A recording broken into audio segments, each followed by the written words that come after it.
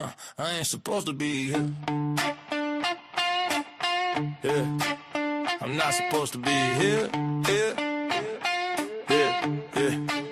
I ain't supposed to be here. Nah, I ain't supposed to be here. Nah. I ain't supposed to be here. I ain't supposed to be here. The fact that I am, let's make that clear. Should've been gone at the age of 5. When I crossed that street, I was hit by a car. Should've been gone at the age of 10. When I ran through the woods, fell and cracked my head. Should've been gone at the age of 19. When I got shot at and my partner got hit. Should've been gone at the age of 30. When the devil tried to make my mind dirty. Should've been gone at the age of 35. When the drug had me and it made my body dry. 38 was the last time I died, and then God said, this one is mine, brought me back to life. Now I'm living the best life, so no matter what you're going through, this is my story, you can get through it too. And I still can't believe I had a son that looked just like me. He done grew up and he's saying that he wanna be just like me. I just hope that he the better version, did it bigger, did it cleaner, with the realer people with him. It ain't full of disbelievers, and the reason that I'm saying this is cause when I was younger, used to wonder why the people closest to me always be the first to see the hunger. But they never feed me, let me suffer, but I ain't died though. And I don't know why, bro, I've been in the ER way too many times though. And I've been on the table way too many times, yo. Oh, way too many lives though. And I've been on the table way too many times, yo. Oh, way too many lives though. That's why when you see me and you hear me saying, oh, I'm not supposed to be here. I'm not supposed to be here. No, I ain't supposed to be here. No, I ain't supposed to be. In my lifetime, I've seen a lot of folks die. It's not a joke, my brother, don't provoke. Try to deny it, it's not the time, and I am not the one. Not at all, I'm not the sun, I'm the sun. So hot that I rise. How the hell am I still here? Look at me, I'm one of a kind. I see that they're all looking at me so closely, like poisonous fruit from the tree. And I would go blind before I let them put something in me. If I get booked, then that's the only time I'm looking guilty. I'm one of the few, a father of two, I am one of the two. And I've been watching my daughter grow, she's witty like a dad, making quite the show. I've seen a lot of ups and downs, I was under the view, under the impression that I was gonna be dead at 22. Now I'm 49. Yeah, you heard it right, I made it out. I swear it's nothing like the stories they was telling about the life I chose to live. And then God said, this one is mine, brought me back to life. Now I'm living the best life, so no matter what you're going through, this is my story, you can get through it too. I ain't supposed to be here. I'm not supposed to be here. No, I ain't supposed to be here. No, I ain't supposed to be here. The doc said I was gonna be dead at 5. Got hit by a car, came back alive. Just imagine me dying at 5, just a baby. Never was there for my mama to raise me. Never seen any good or bad situation, never became who I am as a grown man. Life is a bitch and I wouldn't know romance. And that was only the beginning, it's a lot more. The story don't finish, I'm just getting started. And I'm not pretending, the stories that I mentioned are all true events. In my teens, it was really no better. From getting shot at the beefs over cheddar. Every night, ducking from some Berettas, the bullets flying in any direction. A shot buzzed past, barely missing my dome. Another shot almost grazed my side, had me shaking. A final shot whizzed by, aim for my head. It's crazy, but not a bullet hit me, that's what I said. And I told y'all life is a bitch, but I'm still here, still alive, living well, got a great career. But then my addiction, it got severe. This is what happened till I was 38, my dear. But I turned it around, I got clean, no more being a dope fiend. Open my eyes when I needed to. At the time I didn't have a clue. So no matter what you're going through, this is my story, you can get through it too. Yeah, I'm not supposed to be here. I'm not supposed to be here. Nah, I ain't supposed to be here.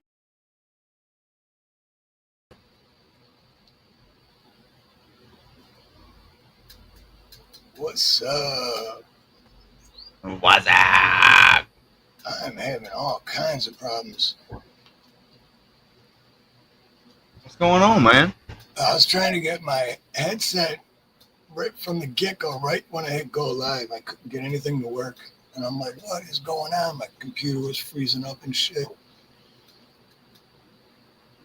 But Yeah. I think it's good. I think it's good now because I can hear you. And yeah. And you can hear me, right? Obviously. So yeah, everything should be good now. Huh? What? Damn, look at all these chats already. Aloha, everyone. The Panel Verse, Snooks, Mike Herrera, Neil's Han Dynasty. Who else we What's got? up, Irons and man? Auditor. What good. Terry, good to see you, brother. Oh, he can't stay but hit the like button. Have a great evening. Yeah, you as well, brother. Daniel Giamachele. Yeah, Batelli. Dave's favorite name. That was a badass song, dude. Yeah, I just finished that Thursday night. Towards the end, that dude was spitting, bro. Dude, this what sucks because I read all those lyrics and it's hard to find it because I hear it in my head when I'm writing the lyrics, but then when I'm having AI make the music because I don't play any instruments and don't have any equipment to do that, but it's hard to get it to close to even what I'm hearing in my head, but it's still, I think it still sounds good. Oh, hell yeah. What sucked was that one is that the very ending, right after I say, that was up till I was 38, my dear. Like 10 tries in a row after that, it just, they didn't say the lyrics. It was just mumbling. So they were still singing, but it's like, dude, you're not even saying the words. It's like, it's typed out exactly what you're supposed to say. And then they just started mumbling, and I was getting so aggravated with it. Yeah, I don't know. I don't know if it was me or on my end or whatever, but whenever I came backstage, there was already one going, but it said that it wasn't it wasn't live, so I didn't know if he Right. was already live or not, and then I seen it pop up. Yeah, no, I was playing, that's the same song, but a different version. Yeah, that one was pretty cool too. And yeah, I'm going to play that one for the outro because that one was actually longer. That one's like almost 6 minutes. And the one I just played is only 4.5. So I was like, I'll play the shorter one in the beginning because Right on. I don't like having too long of an intro. Who else we got? Steve-O. What's up, Steve-O? Pat Evans. Aloha, Yeah, Pat. man, it's Steve-O's Chris birthday Gilbert. today. Aloha, Chris Gilbert. And happy birthday to Steve-O. Carolyn Lowe, RMLDT. Remote. Aloha and welcome. Remote.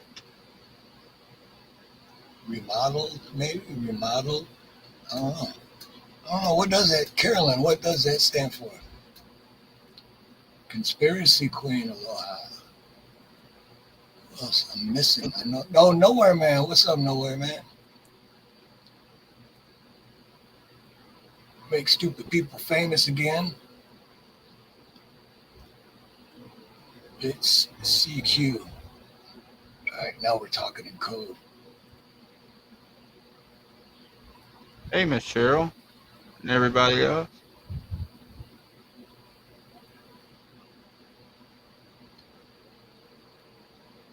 Cheryl, everybody's favorite Cheryl Rich. Every time I see Oh Cheryl man, Rich, Cheryl's that great. was my favorite lyrics from that song. Remember, I wrote that was like a long time ago, but I wrote the song where I tried to put Yeah, and it had everybody's name in there.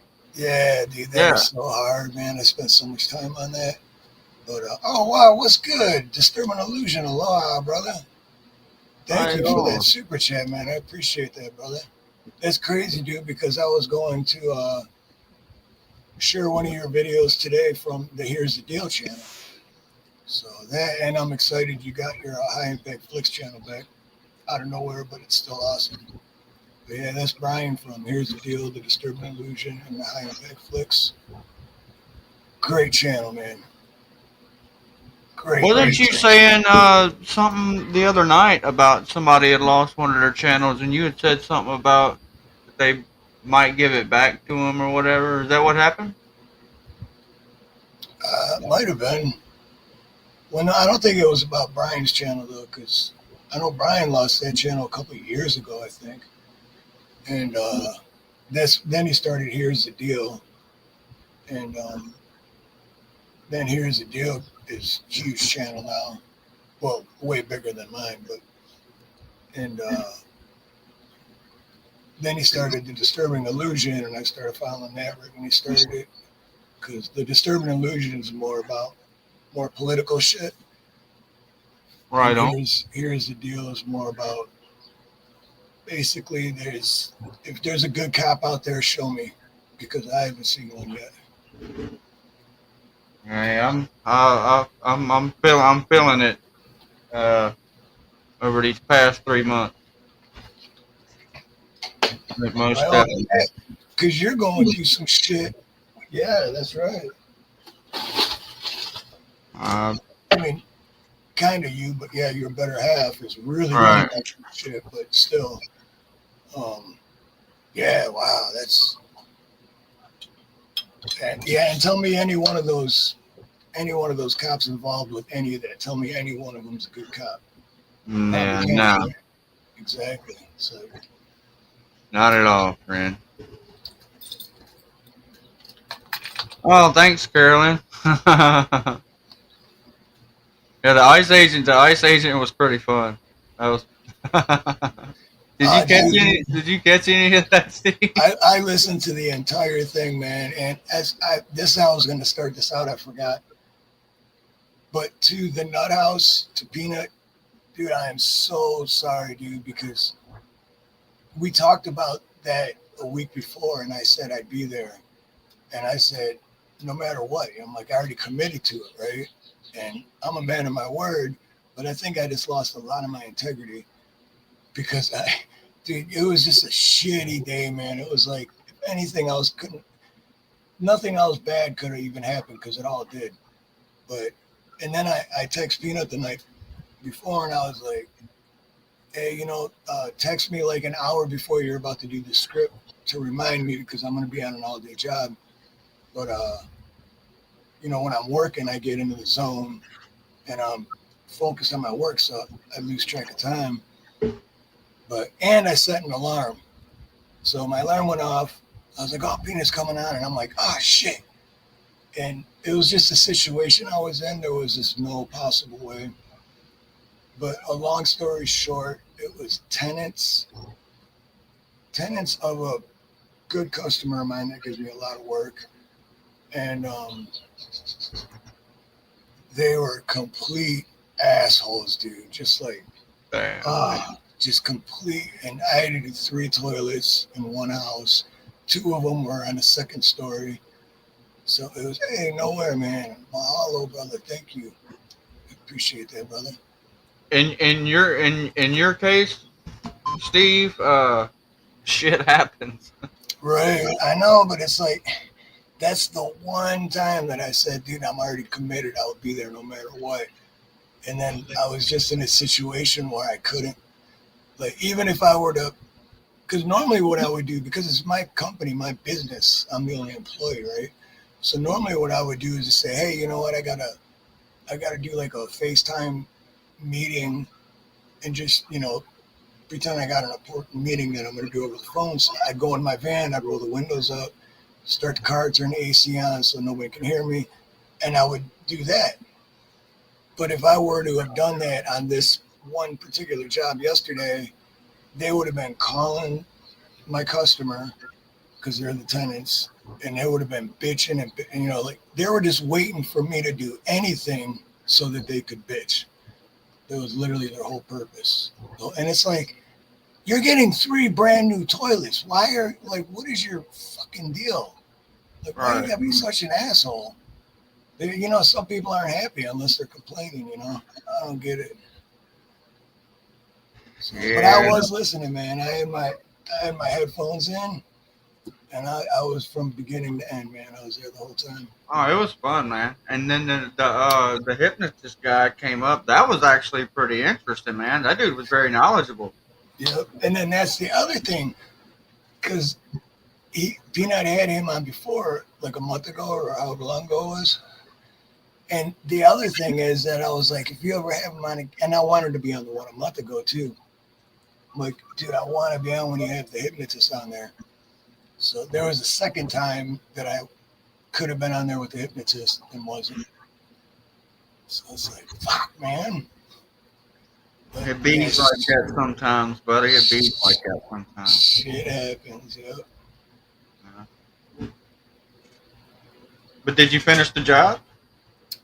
Oh, yeah. I made sure I got it done yesterday because I did not want to go back there. Right. And on top of that, too, I don't know if Brian from Disturbed Illusion is still here, but on top of that, too, as soon as I pulled up, I knew how big of assholes they were because on the back of their fucking truck, they're lifted, oversized, like, just... And the lady the wife that drives it's like 5 foot. So it's like, why, like, do you need a truck? And then on the back, cool to get in. On the back windows, on both sides, beyond the passenger and the driver, one side is just blue line flag, like back to blue bullshit. And on the other one, it was another one, but it was like a different Hawaii design. And it's like, man, and then while I was there, I was kind of getting the vibe like maybe the husband was a cop, but I didn't even fucking talk to him because they're just, why even communicate with people like that, you know? Do you think they watched your podcast and was like, let's hire this guy? He fucking hates us.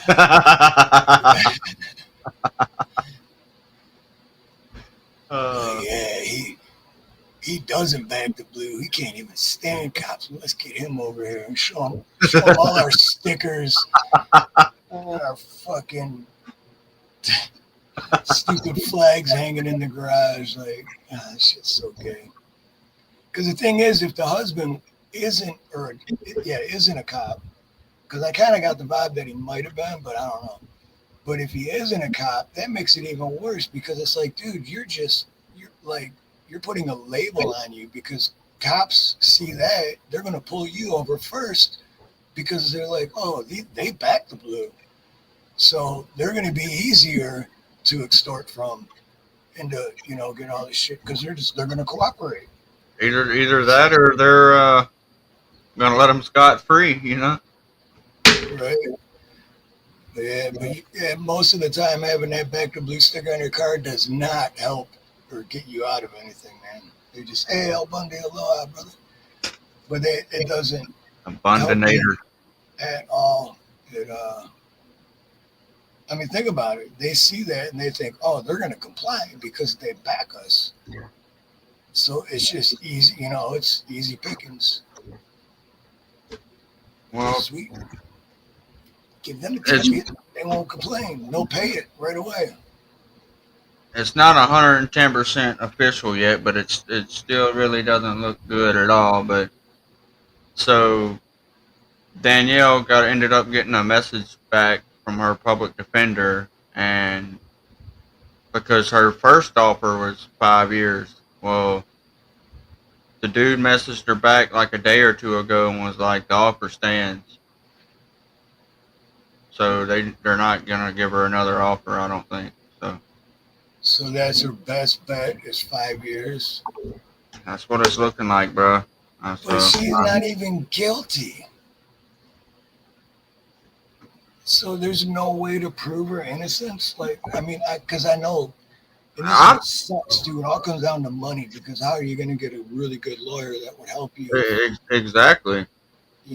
And I've thought about telling her to take that shit to trial, but if you know what I'm saying, if they've got something against her that they could use one way or another, and the damn public defender's not gonna do what he's supposed to do because he's paid by the damn that public offender is not on your side. So then they could give her the freaking max. You know what I'm saying?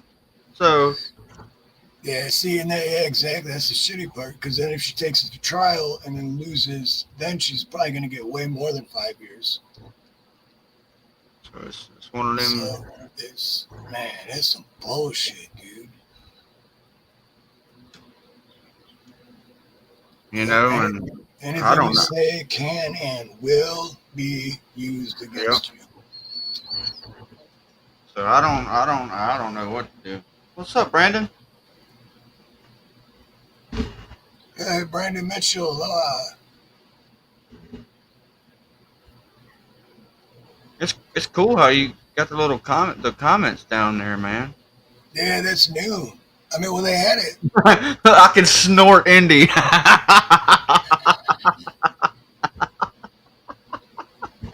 Oh, I forgot to shoot. I forgot I was gonna send Snooks, email Snooks the link like an hour ago, and I had so much going on, I forgot. Don't mind me, guys. I'll just be here snorting comments all night.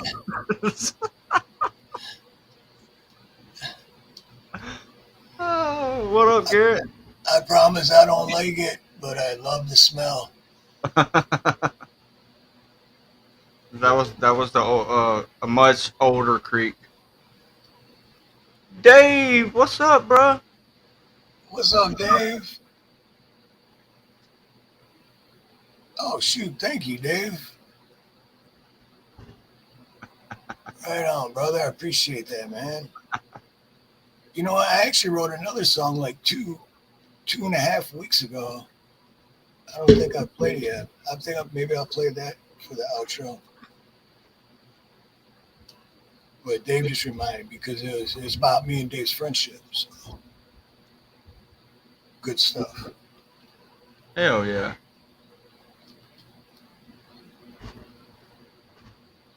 Let's see. Copy link. And paste. And there you go, Snooks. And Indy's got a Halloween party going down tomorrow night. Oh, yeah, shoot. Yeah, Halloween's like just a few days away, isn't it? Because my dad's going to be here on Tuesday, so I'm stoked for that. It's 2 days away. Dad will be here from good old Detroit, Michigan. Oh, Indy. So on the screen here where it's showing does it show them on both sides? Yeah. So right under my nose, your comment was there. Oh, that's funny. I didn't even notice that.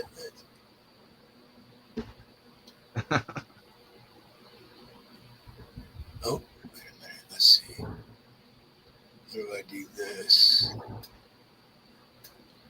And then do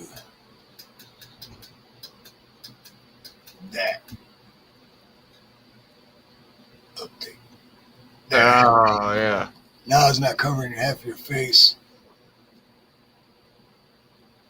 Let me dust it off.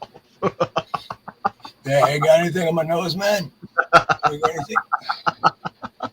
I can't even tell you how many times I said that in the past. Fuck.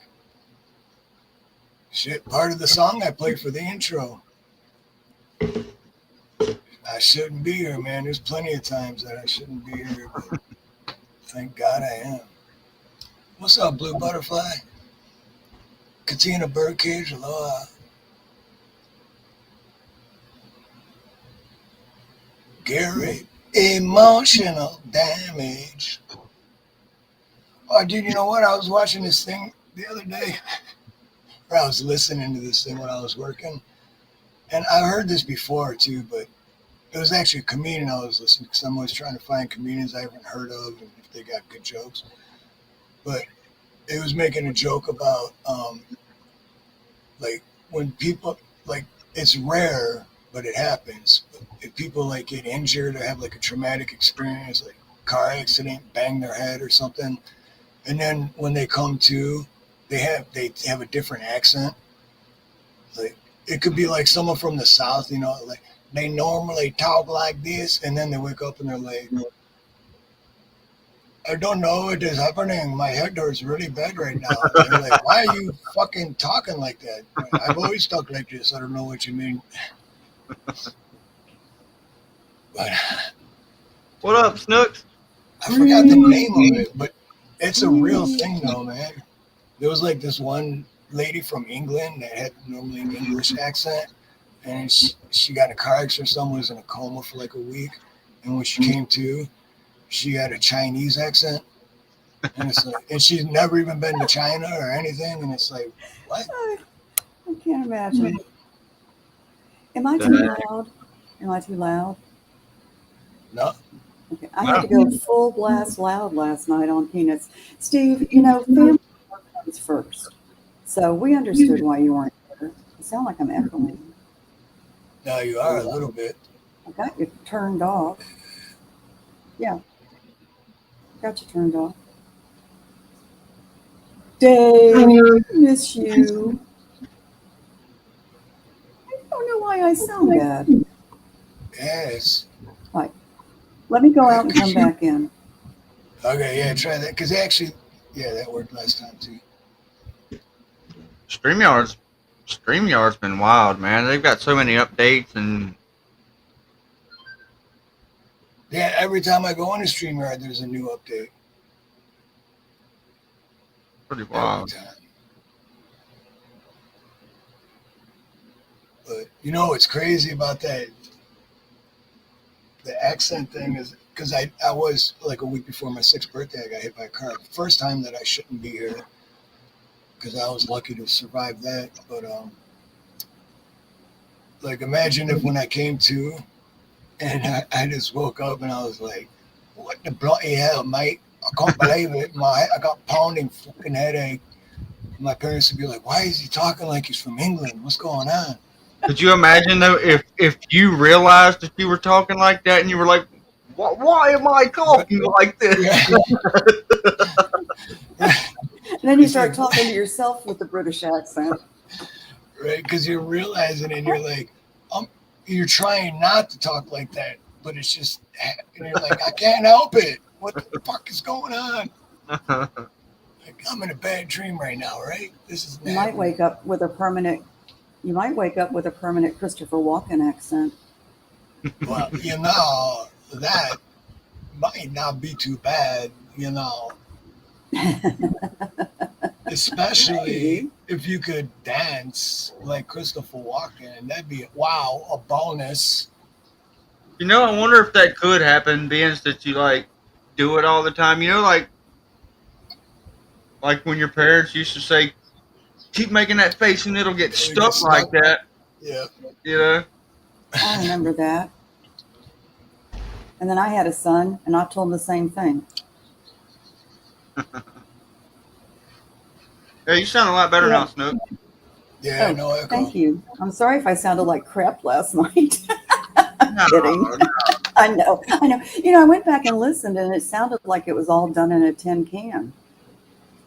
Really? I had my earbuds. It on. sounded tin canny. But to me, it sounded fine. But I also had my because my earbuds now are they go over your ear. They're not actual earbuds that go in your ear. They're just. Well, I had on headphones. What'd you just put in your mouth? This thing just hangs over. Oh, that's the top of Bluetooth. you. But yeah, but it doesn't go in your ear. Oh, yeah. I've got the Bluetooth that goes in my ear, and that's hard to get fitted sometimes. Right. See, I like those better because the other ones, man, they fall out for me. Yeah. Well, not even that, but after like half hour, 45 minutes of having them in, my ear starts to hurt. It's like. Can you tell me what brand that is? I'm still sounding echoey. Can you turn off? Let me turn off my echo cancellation. Okay. I don't know what Make sure I brand this don't. is. No, my echo cancellation's off. This is brand Shocks. SHOKZ. Shocks. S-H-O. S-O what? SHOKZ. S-O-K-C? No, SHOKZ. Oh, Shocks. Okay. Yeah, so I like that one. Shocks, but with the K and C at the end instead. Shocks. Z or Z? They failed spelling. Yeah, No, think I they're was good called. at spelling. I don't do math. No, I think not they're you. called. I'm talking about the. He did. Never mind. I'll figure it out. I'm okay. I don't If know you where go to Peanut is. like, He's usually here by now. if you go to look for them like on Mm. Amazon or something, and you Yeah, just type that's in, where I go. if you put over ear earbuds, it'll pop up with all different kinds of brands and Thank styles. you. Will you help me with that tape waterproof? I don't understand why I'm echoing. It's just now and then. Okay, I think I'm okay. Never know. And that is weird because your settings are exactly how I would set them. No, I have Steve turned off and I don't have any other YouTubes up, Indy, but thank you. You know what's crazy? I think I talked to Me? Crick about this before, but all three of us. But the reduced mic background noise, that makes it worse. I don't get that. Really? It's like it's supposed to reduce background noise and make you sound better, but anytime I've used it, it just makes you sound like shit. I'm not. I don't think I'm hearing it. No, it's just now and then. I don't have anything else on. Let's try it with Snooks. I have Keep talking, Snooks. I'm gonna. reduce mic background noise. I'll do that. I turned it on, so keep going. See if that makes a difference. All right, let's see how that is. I think you fixed it, Steve. Wow, well that's crazy because, like I was saying, normally every time I've tried that, it makes it sound worse. You're a But it's mobile. working. It's working for yours. Greg, I want to tell you, I'm really. No, it's sounding bad again. Anyway, I want to tell you, I'm really sorry about your girl. It's. I don't know even what to think. You know what I'm saying? And she's like devastated. You know, and I don't blame her. Shit. I don't either. You know, but it's like, and It's a I'm long like, time. me and her both were like fucking helpless. You know, there's, you know.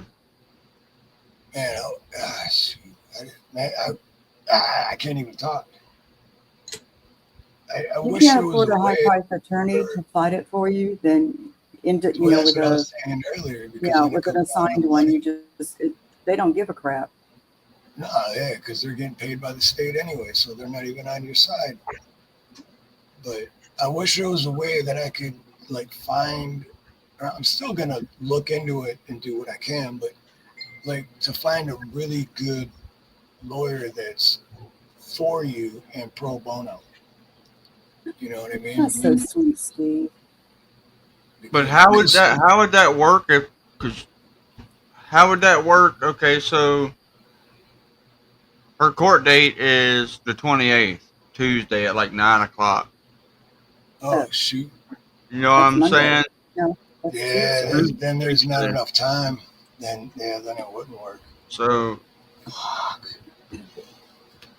I don't know, man. I really in my mind thought that this damn public defender, because he's in another parish and this and that. But you know, somebody was telling me about it yesterday or something. But oh, it was my boss. He's like, dude, either way, that dude's getting paid no matter what, so he don't give a fuck. He don't care. No, yeah, it's always when if you can't afford a lawyer, one will be appointed to you. The one that's appointed to you is not on your side. They're not. They're not trying to help you. They're just going with the flow. What's up, Charlie Baldwin? Charlie, what's up? Caucasian Sasquatch. Aloha, man. Good to see you too. And Charlie. Dang, I ain't seen him in a while. What's up, dude? What's up, JM? Can I do my spiel? You know my spiel? Oh yeah, absolutely. Okay. All right. Hit that like, thumbs up, sub, share this out. Fasten your seatbelts. Hit the $ for super fun chats and join to become a member here. Thank you. Yeah, Praise up. Join everyone else that has already hit that super chat. Look, you got Disturbing Illusion, Nowhere Man, and Star for Truth. Dave's not here, man. Buckle up, it's the law. Thank you. No, buckle up. Right. Buckle up for See- safety. Buckle up. That used to be a Dude, commercial. God, That's terrible. hilarious that you just said that. Why? Because I was going to share some of the video from Brian from Here's the Deal. And it's basically, some of it's basically about how just, it's all extortion. Like, remember, it used to not be a law that you had to wear a seatbelt. And then all of a sudden they made it a law. So now if you don't wear a seatbelt, they can fine you for it because someone just decided that, no, we say you have to wear it, you have to wear it. Now we can give you a ticket, and they're just extorting more money from everybody. I just seen a thing last night or the day before where I think it's for Louisiana. It may be a lot more places, but I kind of agree with it. I don't know. I did my fair share of drinking and driving, but I'd rather not see innocent people get killed. To a drunk driver. But they're about to start making it a felony charge. Even on your first offense, if you're drinking and driving, if you're going over the speed limit, if you get in a wreck, if all kinds of shit, they're gonna make it a felony now. Which is crazy though, because I forgot what state it was. I think it was Tennessee. But a few months, like maybe 6-8 months ago, they had 600 DUIs, but not one of them were drinking it at all. Not one of them were drunk, didn't have any alcohol in them, but they still got a DUI, still had to spend the night in jail, still had to go to court and fight it. And then, Wow. then they were, released, and they didn't, it was all done with. But that's still in the system, and the cops knew it too. Cops knew that they weren't drunk. They were just handing out drinking and driving tickets. So you're saying all those 600 people were not drinking and were not guilty? Did they not test for drugs or something? No, all 600 of them were. Not Man, guilty. I wish I knew exactly what video it was, because I would find that and pull it up. But and that was just in one town in Tennessee. Because I looked it up too, and it's happened here. There's like a few dozen, maybe close to 100 people in Hawaii that have gotten DUIs, and they were completely 100% sober. Damn, man. And then had to go fight it. And they all eventually came up innocent, but still, then you're taking days off work, then you're paying for a lawyer, like, for nothing. All because the cop wants to, think that he looks good, think that he's being a hero. No, they want to meet their quota. Yeah. Too. This drives me nuts. A lot of people for one town. That I would be pretty upset about. I agree with Al though. Why drink and drive when you can smoke and fly?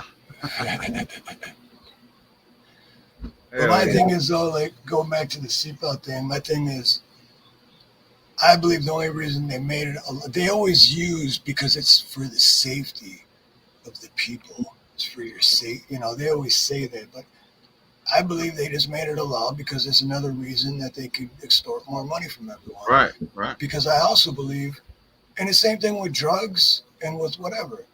And I definitely don't condone drinking and driving. Nobody should get behind the wheel of a vehicle fucking drinking and you can't think straight. But still, if this is a free country, land of the free and home of the brave, then you can do whatever the hell. If you don't want to wear a seatbelt when you're driving, and then something happens and you get in an accident, that is your decision. Right. And on top of that, there was times where people weren't wearing a Died. seatbelt, and if they were wearing a seatbelt, they would have Yeah. died. Yeah. But you know what I mean? Like, I'd like to But who- challenge you on that, though, Steve, because there's On people what? with epilepsy and other medical conditions, and for them to drive without a seatbelt and have a seizure, it's kaput. They're I either don't- killed, they're in an accident, or they'll hit somebody else. Because I knew somebody that had epilepsy, and he had seizures, but he wore his seatbelt. So thank God he only ran into a tree and didn't kill himself. I'm gonna counter. Challenge? I'm gonna counter that and say no offense, but Okay. if he had epilepsy, then I don't, and seizures that bad, I don't think he should have been driving in the first place. That's kind of where I was going to go. But I was going to say it's still a free country. So just the same as he has the choice if he wants to drive or not, knowing he has epilepsy, knowing that he has seizures, he still chooses to drive, then it's also his decision if he wants to wear the seatbelt. But on top of all that, if he knows he has episodes that much, that, and if it would my situation, I wouldn't even drive. No. This is the thing, though. Some people can go 10 years without an episode, and then all of a sudden they'll get one, and it comes out of nowhere, and they don't know it. So it's a 50-50 thing a lot of times with people like that. Because Right. I've known several people with epilepsy. You know, I know somebody who has like 3 or 5, 12 seizures a day. And then this particular person hadn't had one for 10 years, and then boop, he's on the road, he gets a headache, he has a seizure. So, you know, it's protecting not only that person, it's protecting other people. And I have to say, the way I used to drive, I'm glad I had to wear a seatbelt. I don't drive like that anymore. It's kind of a pain because, you know, I'm a little under 5'3", so the way the seatbelt hits me on my shoulder, it's not comfortable. Right. And it should be your decision if you want to wear Oh, it. yeah, well, I choose to wear it. I mean, it's like, okay, same out here in Hawaii. You know, it's not a law to wear a helmet if you're riding a motorcycle. But in Michigan, it is. But here, it's not.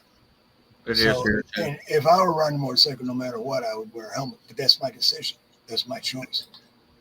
But then, seatbelt is still a law. So, but you know what else isn't a law? You can ride in the back of a pickup truck. Like you can have 8 people just chilling in the back of your pickup truck, driving down the highway going 65 miles an hour. That's totally illegal. But the driver can get pulled over and got a ticket for not wearing his seatbelt. Yet you got 8 people in the back. There's no seatbelts back there. There's no, like, they're just sitting in the back of a truck. That's totally fine, but you're not wearing a seatbelt. Now we're going to fine you for it. Well, I mean, In Florida, I'm think sorry, of go a ahead. think of a school bus loaded with kids. Yeah, right. Yeah. Here in Florida, you can have, God, I'm echoing so badly. Here in Florida, can you do my echo cancellation, Steve? Let me turn it off. Turn it on. Oh, wait, no, that's, Turn on my echo cancellation. Turn it. Do whatever. it's on. Make it sound better. Okay, now It's it sounds good. Okay. Here in Florida, you cannot have people in the back of the truck. Right. No, I don't know any state. I don't know any state that you can except Hawaii. Oh. I remember when I moved here and I seen it, I'm like, what? And then my buddy Nate that already lived here for a few years, he's like, oh, yeah, it is all the time. And it's still like that till today. But here, shout out to JM Unleashed because he emailed me the link for this. Very bad. This is the more than 600 sober drivers arrested for DUI in Tennessee. Miscarriage of justice. Sober drivers charged with DUIs are reacting in shock to what WSMV4 Investigates has uncovered tonight. Good evening. I'm Lauren Lowry. I'm Tracy Cornett. And I'm Marius Payton. As part. And by the way, too, that sobriety test, whatever they make you take, that is designed to make you fail. Like even 100% sober people, you can't pass it. It's designed to make you fail. So even though if you refuse to take it, you're automatically going to go to jail for the night. But Well, I was definitely if you drunk do when I take got it, tested. if you do take it, they're going to use that against you, just like, you know, anything you say can or will be used against you if you do that. So I would, my personal opinion is to refuse it, and you're going to have to go to jail, but refuse it and then take it to court, because that test is designed to make you fail it. Part of our sobering problem investigation, we've analyzed never before seen TBI data. Chief Investigative Reporter Jeremy Finley found more than 600 Tennesseans have been arrested for DUI and were completely sober. It's something you notice almost immediately. Good morning. In the body camera footage of officers approaching Xavier Gray. Go ahead and turn the car off for me, okay? His hands are in the air. First of all, I'm scared of the police. You got anything to drink tonight? No, sir. But Gray, like so many other drivers who've spoken with WSMV4 Investigates, wasn't concerned at first. Well, I'm gonna run you through some the field sobriety tests just to make sure you're good to drive and everything, okay? Oh, yeah. I know I'm not under the influence of anything. And he thought he performed well until this. Place me on the wrist for driving under the influence, okay? Even he's like, huh? I'm complete. I don't have any alcohol on me. I don't have any drugs on me. No pills, no prescription pill, no nothing. Even he is like, what? You're fucking joking, right? But now cops, show me one good cop. Show me one. Because they don't give a shit that they're ruining your life. That's crazy. I work for a living driving a dump truck, and this is what I do. This is my whole livelihood. I was really afraid about losing my license. Gray is the latest person we found to be charged with a DUI whose blood work would come back showing he was completely sober.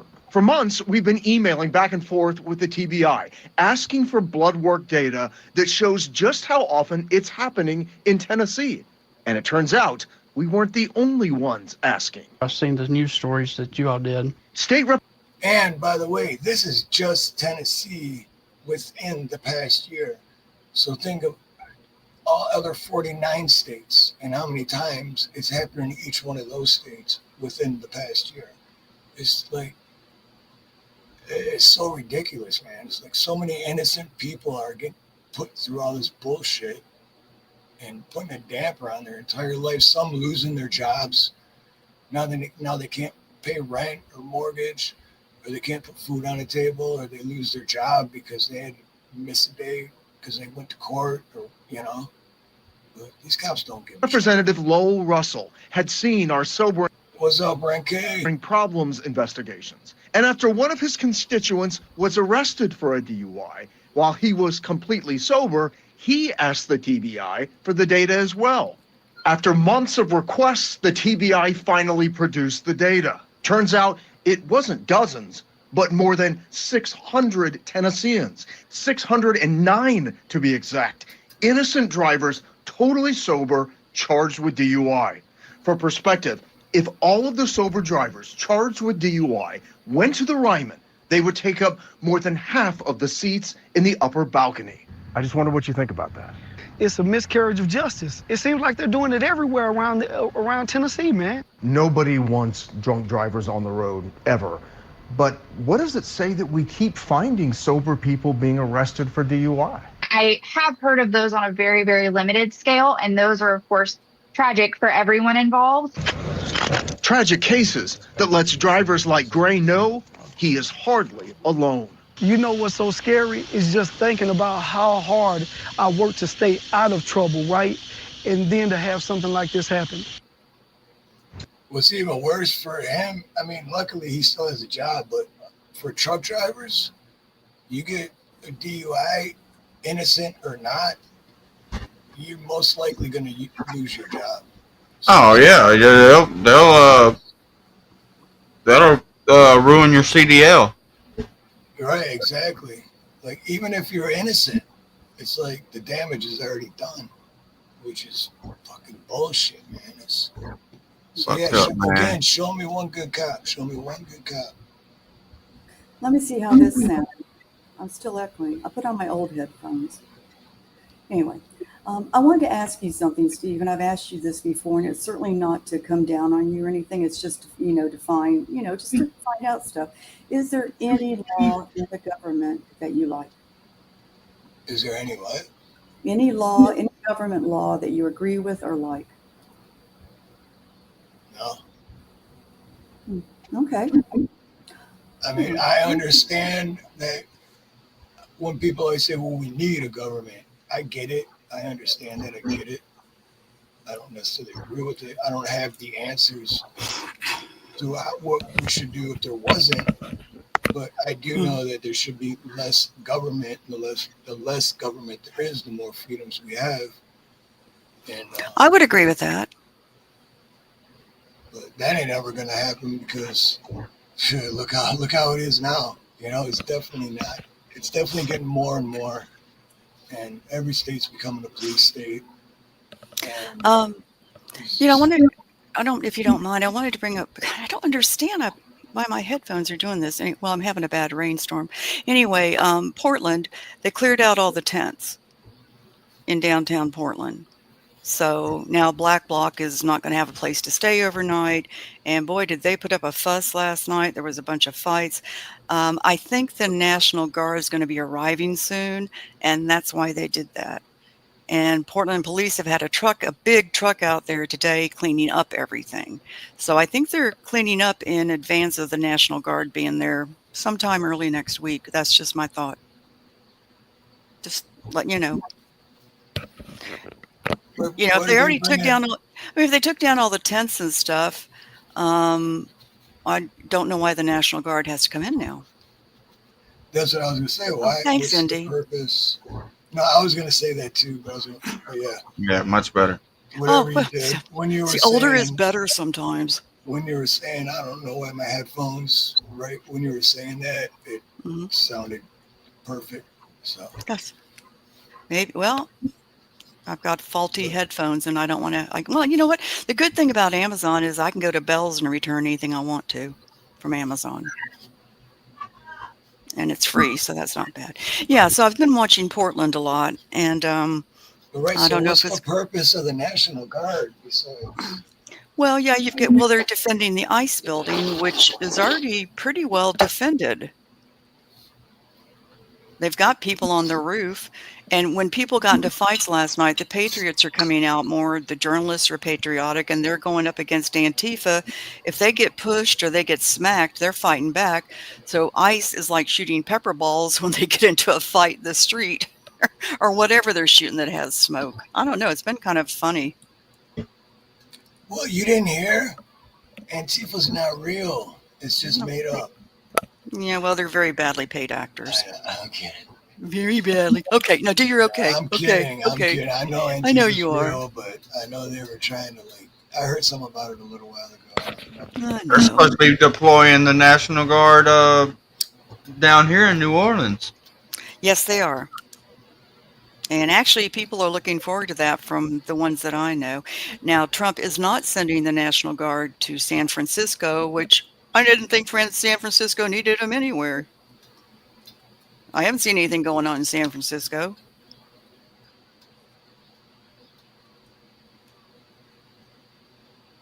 Hello? Y'all still there? No, I haven't. Yes, No, ma'am. I'm thinking. Yeah, I haven't. Have you seen a protest in San Francisco? No. Oh, hell no, I have not. No way. They got You're so better happy. things to do. Oh my gosh. You're just so happy all the time.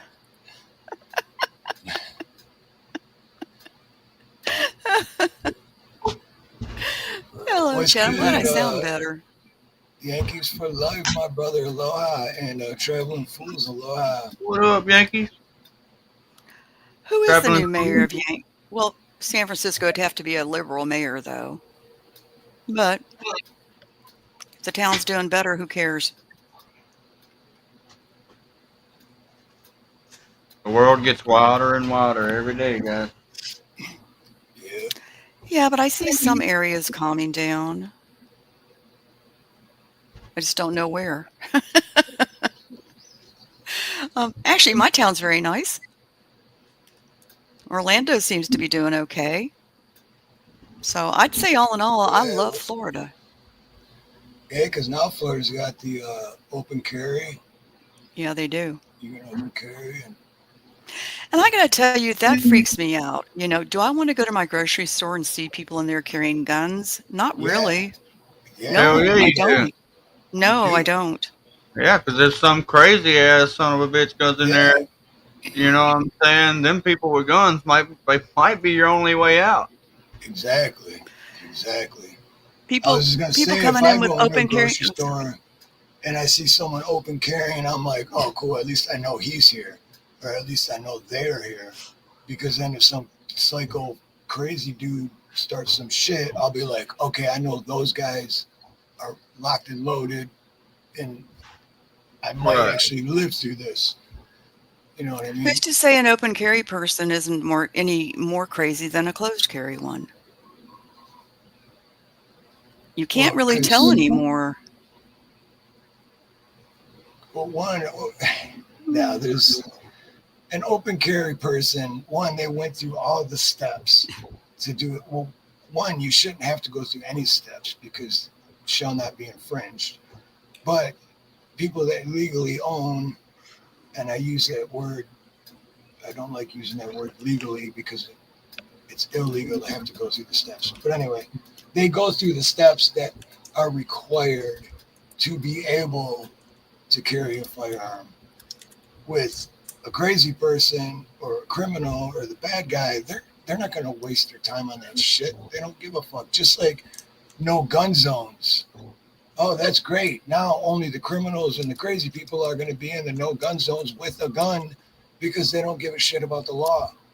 But the people that respect the law and go through all those hoops, they'll be like, oh, no gun zone, can't have my gun. So I don't know if that answered your question or not, but Well, I think what it is with me, Steve, is that I don't own a gun. I've never held a gun. I've never touched a gun. I'm not saying that the ex didn't have them here in the house. I didn't have anything to do with them, and they've always kind of scared me. So that may be coming from my emotions. yeah, you know what though? If you never have actually even touched one, No. you really should.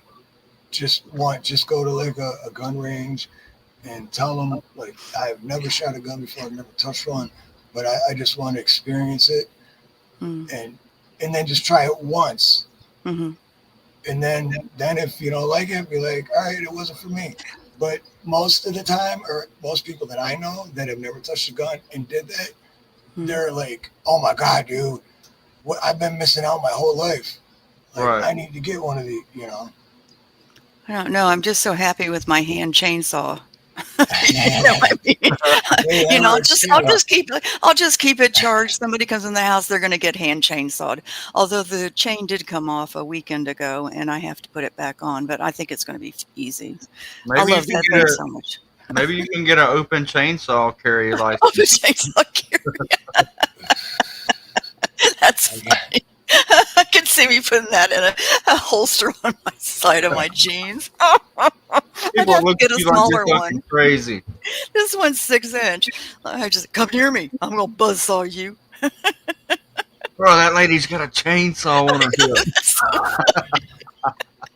I'm very visual. I can see that. Oh my god! But then I'd have to get clothes and jewelry to match it because I like to look good. That's so funny, Creek. Yeah, right on, Indy. We actually have open. Well, I don't know. We can legally concealed carry, or anybody can have a gun anywhere, pretty much, except for like a school zone or a no gun zone. But other than that, you can have a gun wherever, as long as it's legally registered to you. Right. And like I was saying, in the school zone or no gun zone, who are the only ones that do have a gun in those zones? The criminals and the psychos, right? The people that don't give a shit. The people that are going to be the problem. So that's why I think no gun zones is ridiculous. And again, it's just another law. It's the government making another law that you have to follow. I've always thought that the schools should hire vets to guard the schools. And no, they're freaking resource officers. Well, what are the resources?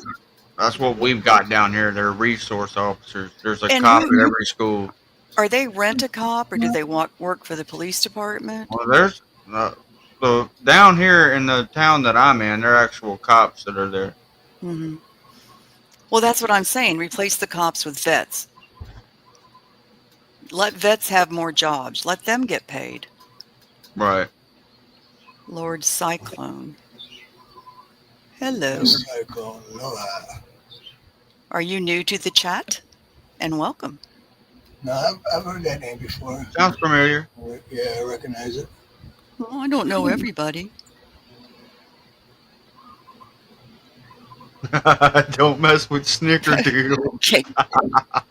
But with all Who that just being said said that? about guns, with all that being said about guns too, Snooks, the other thing, there's also non-lethal ways to protect yourself if you don't want to go Yeah, I'm through thinking all about the hoops. taser. No. But if you don't want to go through all the hoops and deal with the government and have to get all these licenses and all that bullshit, there is a non-lethal firearm. There's a few, but I own one, but by Byrna, B-Y-R-N-A, Byrna. And it runs on a CO2 cartridge, and they have kinetic bullets, and then they have pepper spray bullets, and then they have tear gas bullets. And if you get hit with a kinetic bullet, if you get hit with any one of them, it's going to leave a mark. But if you get hit with a pepper spray or a tear gas one, it's also going to leave a mark. And you're going to have enough time because whoever you just shot with it is not coming after you anymore. Oh yeah, And then you don't have to worry about killing them. And you don't have to worry about laws or anything because they're legal in all 50 states. That I would look into. What up, Peanut? Now, I have one. I'd show it to you, but it still looks like a gun, so and it's Okay, no, you need to be careful. shut down. But I just want to say hello to my man. Hi there, Peanut. Good to see you, what's sweetness. up, Peanut?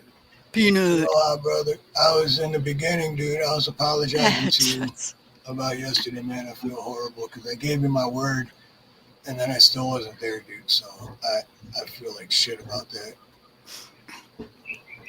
Toots. I love how he calls me Toots. It's so funny. Toots. Oh, I call you Mr. Toots. No, Toots isn't a good name for a man. Never mind. Oh shit! I didn't see Navy vet come in. Good to see you, man. My little nephew, my brother done got him saying, "Hop in, Toots, let's go get the money." Who does he say that to? He just says it. Oh my God, I love it. Oh, he's cute, man. Oh, hop in, Toots. How old I is he? remember like 30 years ago, back in Detroit, me and Nate were working, and there was this one guy, and he'd always say broads. It would crack us up because he's like, "Oh, did you guys have a party this weekend?" And we're like, "We're always having parties, man." He's all, "Do you have the broads?" Dude, it was so funny, man. Just because he was an older guy at the time, so shoot, but he used to get so excited about broads. I love broads. Broads. Like, And dude, broads. That shit was hilarious. That must be lag. I'm so lagging on the YouTube side. I was all the way back to where you had that video on. Happy birthday, Steve-O. Hey, Steve-O, this one's for you. Happy birthday to you.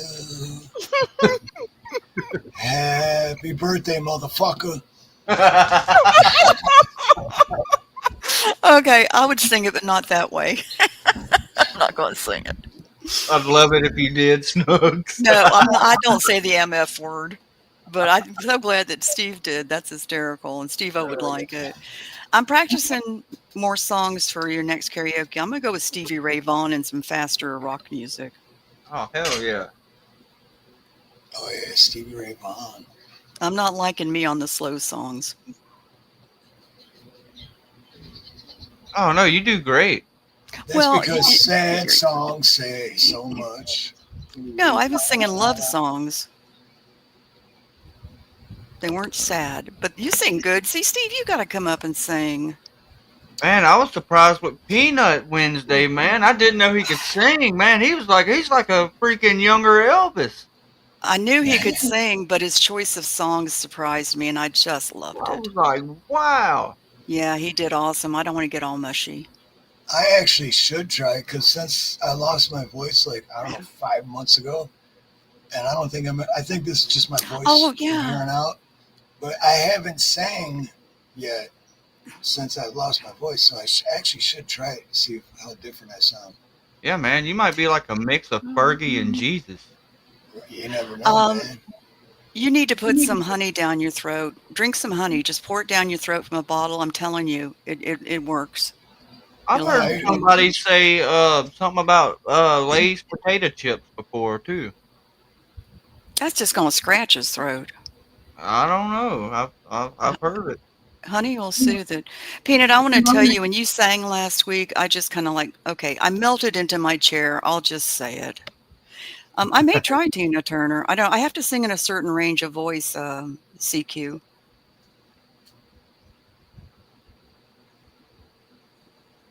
Lord Cyclone wants to know if you'll play a song that he's working on. Are you talking to Creek? Hey, Peanut, I just complimented you, okay, and got all mushy. Let's get some love back here. Sorry.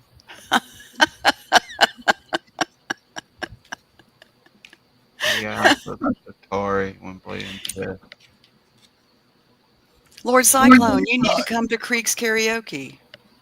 And Andy, exactly. I was just gonna say because I do eat honey, like straight up, like by a teaspoon or whatever, tablespoon. What is and it? It's all raw local honey from Hawaii, so it's so good. And there's like different flavors and shit, but it's all raw local. I don't know if I've ever had raw honey. I'll play it. I think I remember who he is now. I think he was on the Nut Houses last week.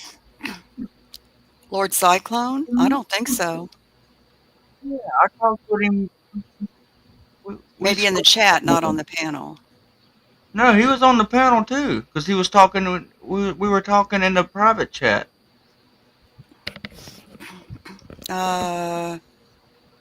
Private chat? He didn't do a backstage last week. Maybe he did.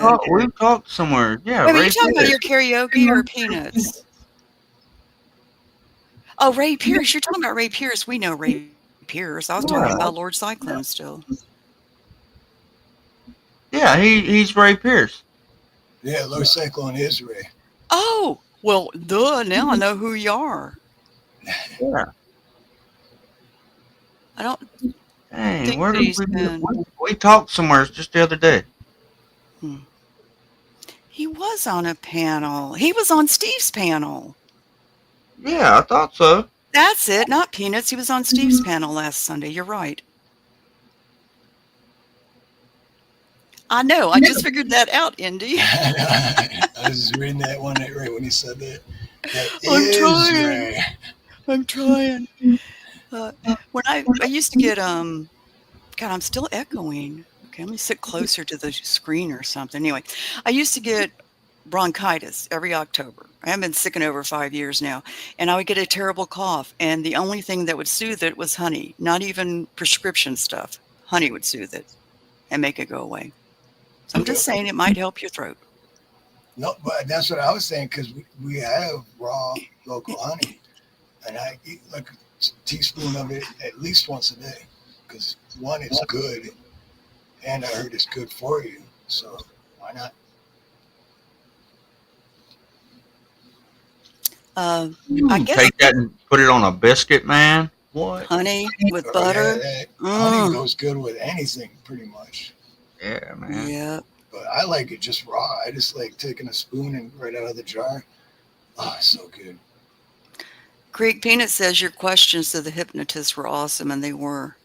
Yeah, man. I was talking about that earlier, Nut House. That guy had a lot of knowledge, man. He was Tommy G, the something hypnotist. He was pretty cool, man. Now here's my question. I was It's interesting. It sucked. I wasn't in chat, but I listened to the whole thing. But is it just me? And I didn't even want to put it in chat because he was on the panel and it was live. But is it just me? I know everyone noticed that he kept yawning. Yes. Now, this is the thing. Is it just me, or did anyone else think that maybe he was yawning and he was part of hypnotizing? No. Because it's like, dude, nobody yawns that much, man. What the fuck? Like, dude, this guy. Well, and I'm like, that's and I just started interesting. thinking, so. Yeah, because Snooks, you had made a comment and you was like, yawning's contagious. It is. I don't ever yawn unless somebody else does. And when he started yawning, but I asked him after he started yawning. When he started yawning, I couldn't stop yawning. Right. I don't know. That's because once you notice it, it's like. Well, I'll be talking to somebody on the phone, and if they yawn, I'll yawn. But I just don't usually yawn. But then he said you can yawn and not know you yawn. Right. But then once you're aware of the yawning, now you're like, same thing like when I bought my van that I have now 7 years ago, 2010 Ford Transit Connect. I had never seen a van like that in my life. Once I bought it, that's all I seen everywhere. I'm like, dude, these cars are everywhere. I've never seen one before. Now that's all I see. So once you're like, I do that too. Yeah. I do that too. But yeah, I still think that. I don't think it. I don't know. I was just questioning. Like, I just wonder if maybe it was like a part of hypnotizing. It was part of it. Because he kept saying, like, no, I'm still up. He's like, no, I'd still be up at this time. Because he likes to spend time with his wife. Right. Yeah. But he still kept yawning. I'm like, dude. I rarely ever yawn. And I do know when I'm yawning. Because I rarely ever yawn. Hey, Lord Cyclone. I'm sorry. Lord Cyclone, why don't you... I want to get rid of this noise. This kind of stuff bothers me. Anyway, Lord Cyclone, you need to come to Creek's karaoke. Sometimes he does it on a Wednesday night at about 11:30, and then he can play he can play your song there, right? Would that be okay, Creek? Right, yeah. I don't want to speak for you. I'm sorry. 10:30 p.m. Central Time. Yeah. Okay. Well, if all you're these time zones, man, screw me up. Oh God, me too. Thank you. Drives me nuts because I'm on the East Coast and Peanut's on the West Coast. That's a 3-hour difference. I have to wait to talk to him. So sometimes I just wake him up. Take time by accident. On Wednesdays. Well, that's like me. I'm 6 hours difference from East Coast time. 5-hour difference from Creek. Well, I'm not going to call you Steve. 3-hour difference. I'm not willing to do that time difference. 3-hour difference from Peanut. Oh, you're only 3 hours different from him? Yep. And then once everybody changes their clocks spring forward, then I'll only be 2-hour time difference. And then only 5-hour from East and 4-hour from Creek. Because we don't do daylight savings. So.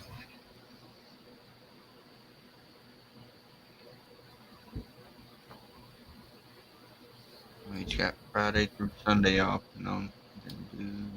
Yeah, I don't do any of the weekends, man.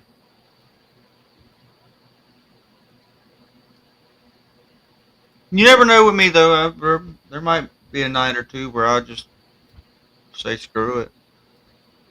I might do one tonight. Who knows? Nah, I can't do one tonight. I got a doctor's appointment tomorrow. That's funny. That's why I don't do mine later, because it's like, I know if I do one later and I got to work the next day, it's going to be a rough fucking morning. Right. Because when I start on Sundays, it's only 3 o'clock my time. So it's still the middle of the day. Yeah, I got to go to the doctor tomorrow, man. My freaking ovaries have been killing me. Yeah, I gotta get my prostate checked out. Hey, I'm sounding better. You know what I did? I plugged it into another. No, I'm not sounding better. Never mind. Lord Cyclone, Just I'm texting. sorry, but Creek can only go on Wednesday nights. But it's up to Steve if he wants to play it. Can you guys hear me? Yeah. Who is here? All right, stay with me. All right, Who's I'm here? glad to know it. Eli. Hi. I was in the front house. I wasn't in the back of the house. Snooks, is your headphones like hardwired or Bluetooth? I don't know what they are. Well, did you have like, are they plugged into something or are they just? Yeah, they're plugged into the computer, but they're the ones I've always been using. It doesn't sound Well, so I'm just bad saying now. sometimes the wire, whatever, if the connection's bad or the wire goes bad. Well, I heard that. That's why I bought new ones, but the new ones were doing the same thing. Oh, okay. Anyway. Who has ovary? Creek has got developed ovaries he needs to have removed. Creek's pregnant. Creek's pregnant. He looked up WebMed. He looked up WebMed. I asked you last. No, I think I asked somebody else that. No, I asked you with ... Are you a man or a woman? Who knows? I mean, that just happened to be the exact moment I popped up behind backstage and all that. I just hear a male voice say, "My ovaries," and I was just wondering if I stumbled upon another no protest or something. Well, Creek is also a pregnant kangaroo, so you never know. Creek, I gotta ask you. I think I saw. Do you mind showing me your insignia? Like, if you go off camera, is it HB? No, it's Creek Squad. But I actually just changed my avatar back to my kangaroo. But let's see here. It's okay. Adam. Oh yeah, that's what I saw. For my own curiosity's sake, if you don't mind, good sir. Are you very invested in the Creek Squad? What happenings? What the whatnots? Because I used to be a known figure. Like my virility lasted 4 months, and then everything went crazy. But you ever heard of me? It's good if you haven't. Don't believe, man. I don't follow all the drama shit and all this and that. You know what I'm saying? I'm just a good old boy, man, that likes music. All right, amen to that, bro. Amen to that. Church don't like me. I remember when your channel blew up, like you went from so many subscribers and then like 1,000 more. I'm like, what the hell? Eli's channel's blowing up. It was insane, untrackable. I went from 500 subs to 5,000 in a span of less than 4 days. Yeah. And people, the super chats and all that shit came with it. And, you know, I don't know, this is a story that's been told ad nauseum. Basically, I went after the people that Upchurch didn't like, and I got my attaboys. Then I went against the tide, which was Creek Squad, and then everything changed. That's all. Yeah, it's wild. I don't get into all that shit, man. I just, like I said, I'm just a good old boy that likes music. Yeah, no, respect it. It speaks levels that, you know, I don't recognize you, so you don't rock with any of the crazy trolls and all that. So no. What's up? I ain't got time for that shit. I got to go to work tomorrow, or the next day, or the next. You know what I'm saying? I ain't got time for all that. Yeah, I did my time today. I love my job. I just hate the drive. Which is great, dude. Speaking of going from 500 to 5,000 within less than a week, how crazy? Because my channel, when I had 2 shorts go viral like within 2 weeks of each other. It might even have been within a week of each other. I don't remember. But dude, I jumped to like 12,500 in like 2 weeks time, and it just, you know, because I think I was at 5,000 and it just kept climbing. You're at 12K subscribers? Right now I'm over 13. Holy bejesus, my man. But when I had those one viral video at like 2.7 million views and the other one at like 3-point-something million. Isn't that such a thing to experience? Dude, it was like crazy. But then the crazy thing is I'm still putting out the same comedy shorts, but they're just not going viral. And then the numbers still kind of staying in the same spot. So it's weird how it works. It is bizarre. All right. I don't want to go too inside baseball. Are you already aware of the vertical thing, how you're rewarded if you do the vertical stuff? Oh, yeah, because I did a vertical last No, not last Sunday, the Sunday before when me and my wife went camping, and I did a vertical, and I had like 3.4 thousand views on that. I was like, damn. I promised Josh I wouldn't talk about our numbers anymore, but Can I just see how my voice sounds? Just let me see how my voice sounds. It sounds okay now. I could hear your voice all the live long day. Go on again. Do I sound okay now? Does it sound right? I'm not echoing. Yeah, you sound pretty clear. Okay, I hit I'm on Logitech headphones, and so I hit that, and I think I'll be okay now. And thanks for your help, Indy. You help a lot. Indy's Okay, the I'm done. MVP. I'm No, done. you I'm ain't. done. Like Steve. Okay. Okay. Okay. You look like a monkey. Sorry.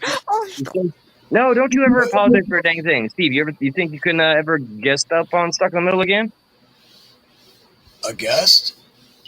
Yeah, or guest like. Hell yeah. Dude, without a doubt, man. Hell yeah. My 2 last lives is we're looking for a third mic, and we wanted to start rotating a bit. So yeah, man, definitely. Oh, absolutely, man. I love being guest on, well, especially Stuck in the Middle, but I just love being guest on anyone's channel. Well, I can't say anyone because there are a few channels that I wouldn't be a guest on, but you know what I mean. I can't imagine you like anybody having beef with you. Like, is that a thing? You don't have to speak of it. Just like yay, nay. I do have a few haters. I don't know why, but I do have a few. I have someone trolling me, like on a lot of my shorts. Dreamcatcher, whoever you are, Dreamcatcher. I'm a throat punch a Dreamcatcher. I'm just letting you know now. Dreamcatcher. Eli, I come into Stuck in the Middle, and you know what? Josh won't even say hello to me. You do, but Josh doesn't. I'm the guy that does the engagement. He's running OBS. He's an OBS monkey. He has a docket. He prints out so many things. So he's just trying to keep everything as organized as possible. And he doesn't have the accessible. I don't care if he says hello to anybody else. I just want him to say hello to me. No, I'm kidding. Mark my words. You just now, we're in the middle of a very, very like heated debate or conversation with a caller. I'm going to demand everybody pause, and we're all going to acknowledge Snooks.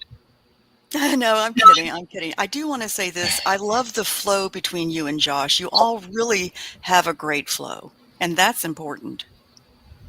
Thank you. And it's made me and him miss when we were in studio together. It was so much more natural, organic, the synergy. I hate the Zoom thing, but it is what it is. But nonetheless, thank you. It's yeah, I get in there and it's like there's a really good connection between you two. There's no pauses. It just flows really nicely. So congratulations on that. Thank you. I think I know where I've seen you now. Oh God, yeah. Y'all are on the NF podcast. Oh God, that's the other show Josh does, but yeah, I was a guest on there. Holy crap. That wasn't him on the wanted poster. I swear to God it wasn't. I'll vouch for him, okay? That's where I've seen you. NF, they have viewers. Oh my God, this is evident. I gotta clip this for them. I love No, I remember when Josh first started that NF podcast. Yeah, it's I have nothing nice. I have nice things to say, but I just his buddy, our buddies Duke and Cranston, they can be a little bit of a stick in the mud sometimes. They are afraid to talk about things that would elicit emotion, and that's why we created another show in the first place. Right on. I'm about to check that out. Yeah, check out Stuck in the Middle. Nothing funny. Yep. You have at it with that, though. You don't want to have me on the panel. I'm all emotions. Creek, I've been going to Stuck in the Middle for years, man. I remember. I just subbed up. Shit, I think it Thank was. You, Thank you. I remember listening to you guys when I was like, this is how long I've been working and listening to YouTube in my earbuds. But I remember listening to Stuck in the Middle when. I think it had to have been 2020 or right before the election of 2020. I remember listening to you guys. Yeah, that's when we got our first strike, and it was for nothing more than there was no misinformation. We got we got hit with a misinformation strike because Josh literally got COVID in New York, and he said he got COVID, and that was for whatever reason labeled as misinformation. Wow. Yeah, and that was also the same timeline when CanCon, Be Easy, and all of them got blacklisted from YouTube. Indy says she got you together Well, I with was gonna Stuck in the say, Middle a is long that time ago. Yeah. is that how I found him? Yeah, Yeah. because I remember listening to him that long ago. So Yeah, we've been around, man. I'm glad it's we. always been a good show. Always been a good show. I'm just so mystified at like why just the past 2 months out of the blue did we get all the views? Like I'm just gonna count it as a blessing, an answer to my prayers. I Well, wasn't here's the praying. thing though, because I remember 5 years ago listening when Indy first introduced me to you guys. Back then, I was asking, why don't they have more views? They should. So if you're getting all that now, it's because you put in the work and you deserve it. You know what I mean? There's that bad voice in the back of my head that's just like it's a fluke, but I Right. believe that too, man, because we really are putting all our passion into it. So yeah, thank you, man. I Thank mean, you. because you guys still stick to it. I know Josh moved and they had to reset up a studio and yeah, all that shit. But you still kept doing it. So And now I have access. consistency. Yeah, and that's what we're really aiming for. I have access now. I didn't have access to it. I'm looking at all the archive stuff back when I was a liberal, back when I was saying Antifa is not an organization, even though they indoctrinated me and tried to get me to do things on the street. It's just a part of my journey. I'm glad it's chronicled. It's good to see the growth, from the hindsight and all that. See how far we come. Used to be an atheist, all that. Yeah, So it's what? funny how life works, man. It's like it is like takes twists and turns, but that's why I believe everything happens for a reason. Because look in anyone on panel, anyone in chat, at the past like 5 years, and think of all the bad things that have happened to you. If you can remember, what happened after those bad things, because usually, good or bad, whatever happens to you happens for a reason. So it's like, well, okay, so if that bad thing didn't happen, then this good thing probably wouldn't have happened. You know what I mean? So it's like, this has to happen for that. Am I making sense? Right. You're pretty much like, what I'm saying, for every positive reaction, there's a negative reaction, and vice versa, Yeah. What makes that even more beautiful to me is that back at that time I didn't believe in such things, and now that I do, it really it clicks in a way that it's so refreshing to feel like I believe that now, and that's another excerpt of just the journey. That's what makes life worth living, just to stick around to see how the story goes, because truth is always stranger than fiction, man, and that's a ride worth sticking on. Yeah. And that's my dude, like the song I played for the intro that I just finished writing on Thursday. That's exactly what it's about. I'm not supposed to be here, because there is multiple times, like starting at a week before my 6th birthday, I should have died. And then plenty of times after that, I should have died, but I didn't. For some reason, I'm still here, And it's just crazy. But That's trying to figure out the purpose, like, why am I still here? I'm supposed to be here for a reason. I just got to figure out what that reason is. That's something we may never know, fellas, but we do have a purpose. Yeah. Well, and Every I'd like one to of 'em. interject. I'd like to interject here. I kind of started sounding bad again. Okay. Anyway, and I think I've spoken to about this before. I drank a lot when I was younger, and I had a couple blackouts and ended up at the house back at my apartment. No idea how I got there. And thank God I didn't kill anybody. And it happened 2 times. I was stupid enough to let it happen the second time. And I still didn't slow down on my drinking. I got busted by cops for, outdated license plate, outdated registration sticker. I mean, you name it. And it didn't really change me. But every step that I took, every bad thing I went through has brought me here to where Steve's been a really good friend of mine for 5 years now.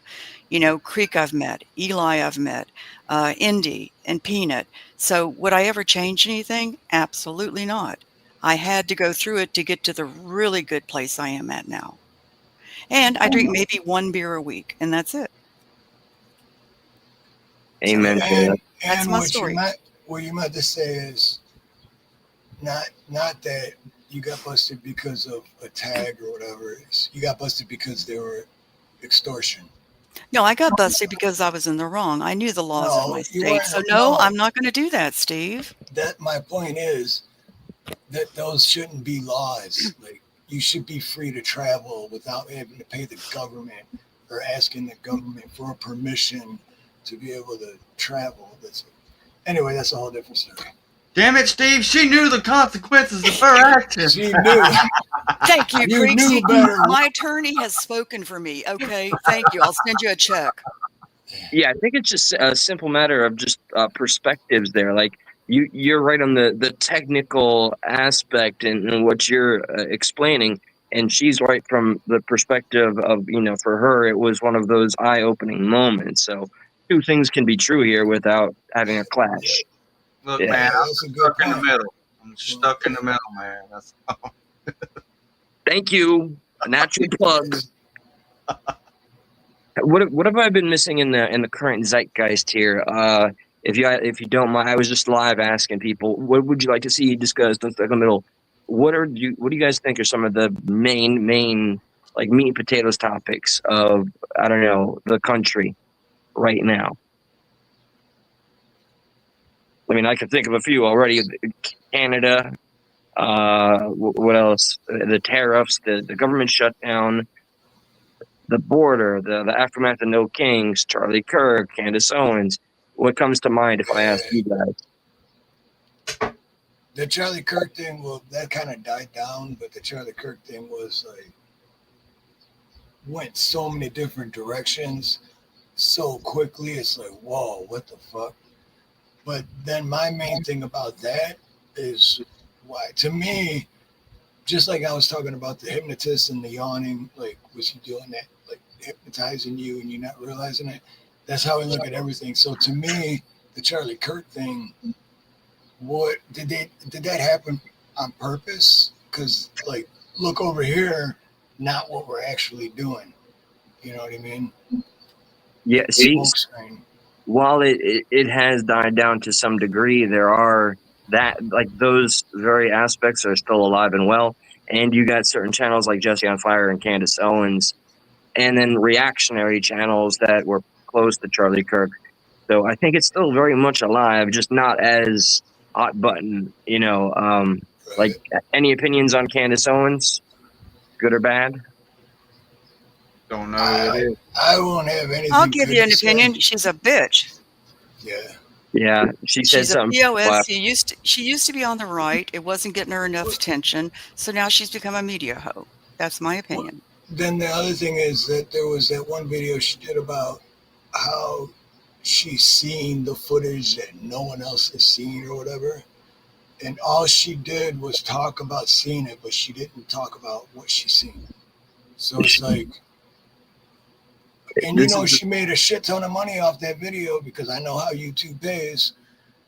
And You ever go right up one of her live streams to see how much money she makes during, forget an hour, 30 minutes. People are giving her every 2 minutes $500 to $200 super chats just so they can see their comment.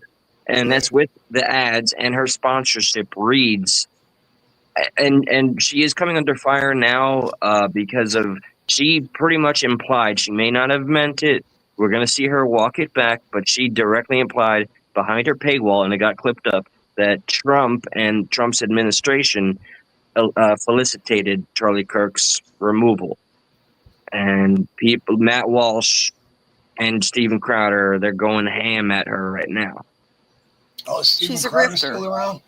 But then I don't like Steven Crowder either. I He's used a to grifter. follow him back when I was in the cult, I guess you would say, when I was in the Trump cult. used to follow Steven Crowder. He's a wife beater. Oh, Yeah, I yeah. remember that happened too. Yeah, he's I a remember the dick. footage. Yeah. It was But pretty see, distinct. that's proof right there of how. And this is why I love my dad so much, man. I can't wait. He's gonna be here in 2 days. But this is why I love him so much and why he's always been my hero. One of the reasons, because I remember him telling me when I was younger that people are going to believe what they want to believe. So with that being said, in the Steven Crowder thing, when I used to follow Steven Crowder, that's when I was in the cult, the Trump cult, when I was like gung-ho, everything Trump, you know. And when that happened with Steven Crowder and his wife, I was just like, well, what you should have. I was still sticking up for Steven Crowder because I was believing what I wanted to believe. You know what I mean? So it may have took 30 years for me to figure out what my dad meant by that, but I figured it out. And like they say, Father knows best. So Hey, progress is progress, no matter what amount of time it takes, man. yeah. When you say the Trump cult, are you referring to like just the hardcore MAGA identity? Like, do you still support Trump? And I hope I'm not Oh asking yeah, questions, but dude. They would like 2 to 3 times a week, different locations. They would have these like flag rallies on the side of the road at different locations. In Waikiki, down the street from me, like up the road from me. And they called me the flag man, literally the flag man and the flag guy, because I had at least 100 flags, and then I had all this shit that, like, I would park and my van would have like 15 flags flying around it, and all of these rallies, whatever you want to call them, there was anywhere from like 100 to 500 people at each one, and then I would walk around and give flags away. And just give free shit away to people, just like, oh yeah, Trump's all about Trump. And I was a bootlicker at the time too. Back to blue, da da da. I was just 100% into it. And then a cop, and this is back when you had to wear a yeah. face diaper. Then a cop just grabs me out of nowhere and he goes, I need your ID. And I'm like, well, what'd I do? I'm like, oh, is it because I don't have a mask on? I'm like, but we're outside, dude. What the hell? And he's like, no, you know.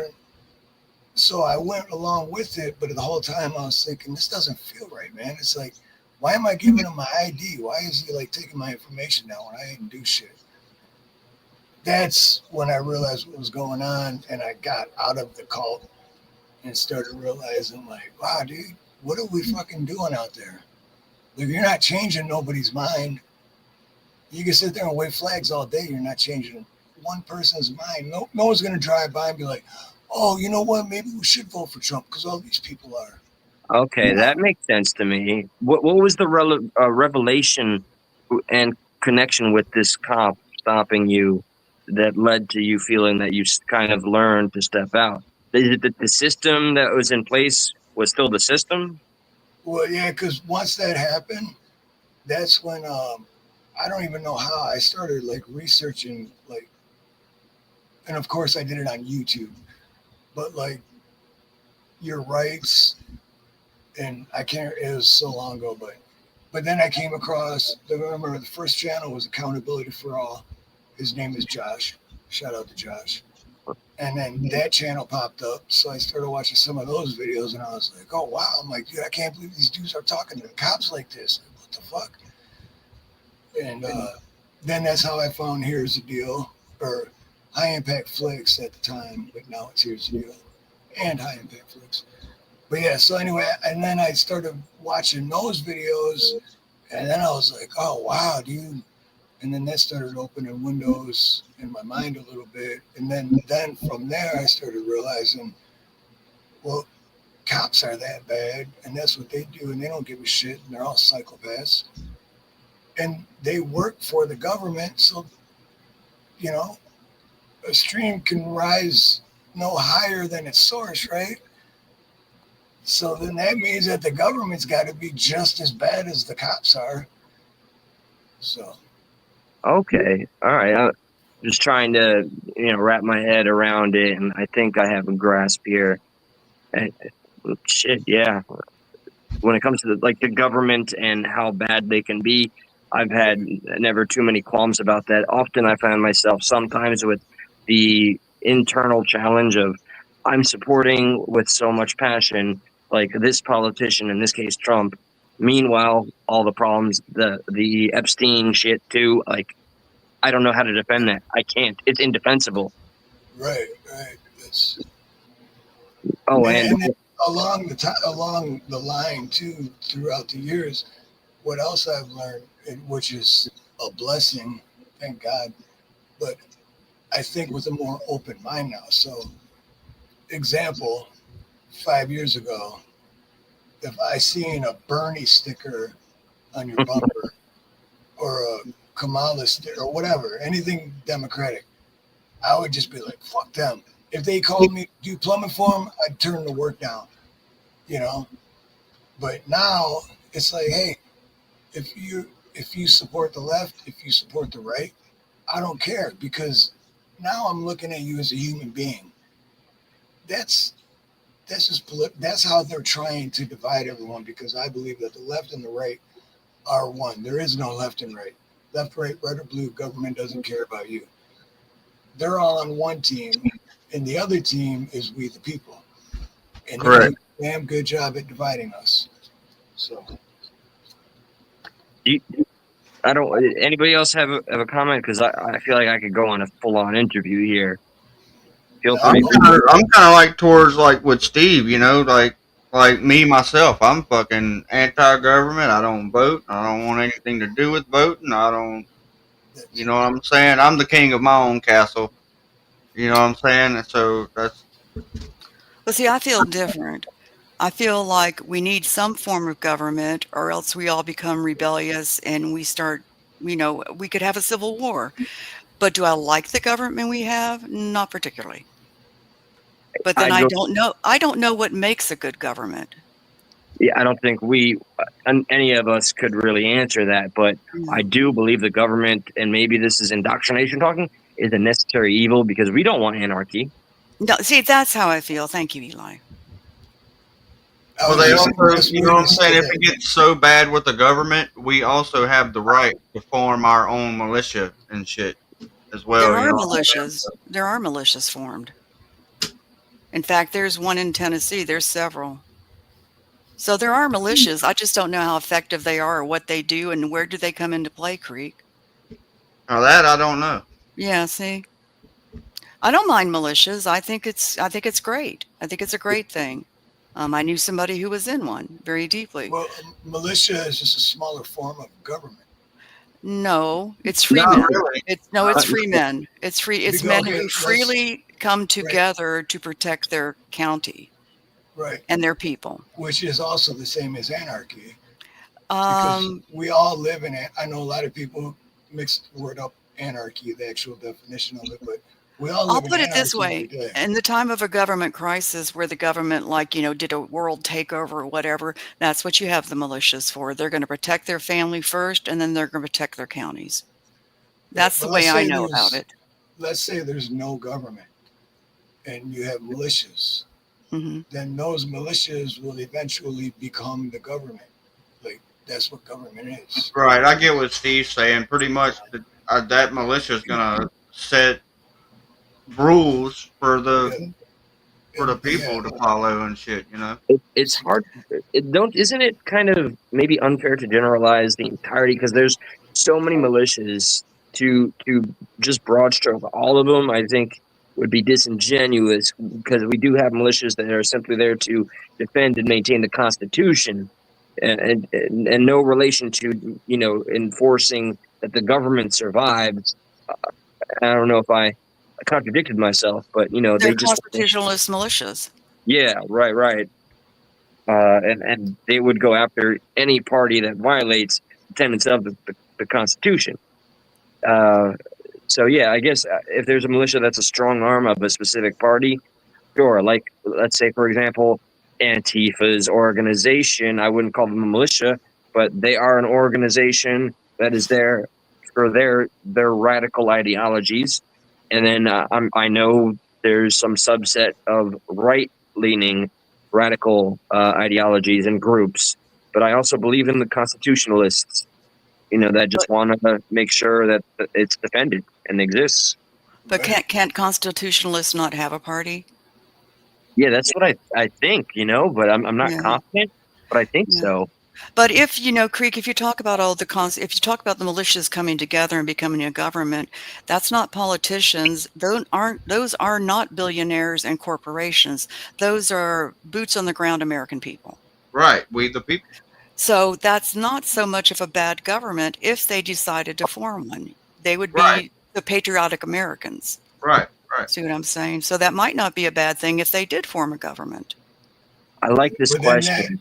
That kind of goes too, real quick, because I like this question too, but where you were saying something that kind of goes along the lines too of the same reason I say, even if you go in to become, let's say, a cop or a politician, if you go in with the best intent, like in your heart, you actually going in because you want to make a difference, you want to help, you're eventually going to become corrupt because the power is going to take over you. And it happens all the time. So it's the same thing. Like, you like that idea, but then once that militia does take over the government, then the power is going to go to their head. Ego is the enemy. And then you're back to square one. Right? I guess the implication is if the militia were to flourish and maintain order, you're saying in and of itself, it becomes the government. Right. Right. Yeah. Right. Yeah. Okay.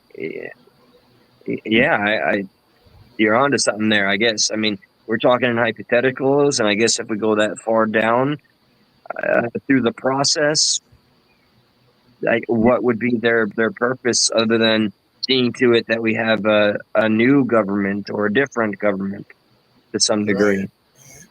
So it's cyclical. It's almost like the snake eating its own tail, the dog chasing its own tail here. So it's a conundrum. Okay. I'd rather just be a person, that just goes and works and does my part. Right. Leave me be. Don't fuck with my family. Exactly. Don't fuck with me. I won't fuck with you. Yeah. I understand that, but as a population, people won't live like that.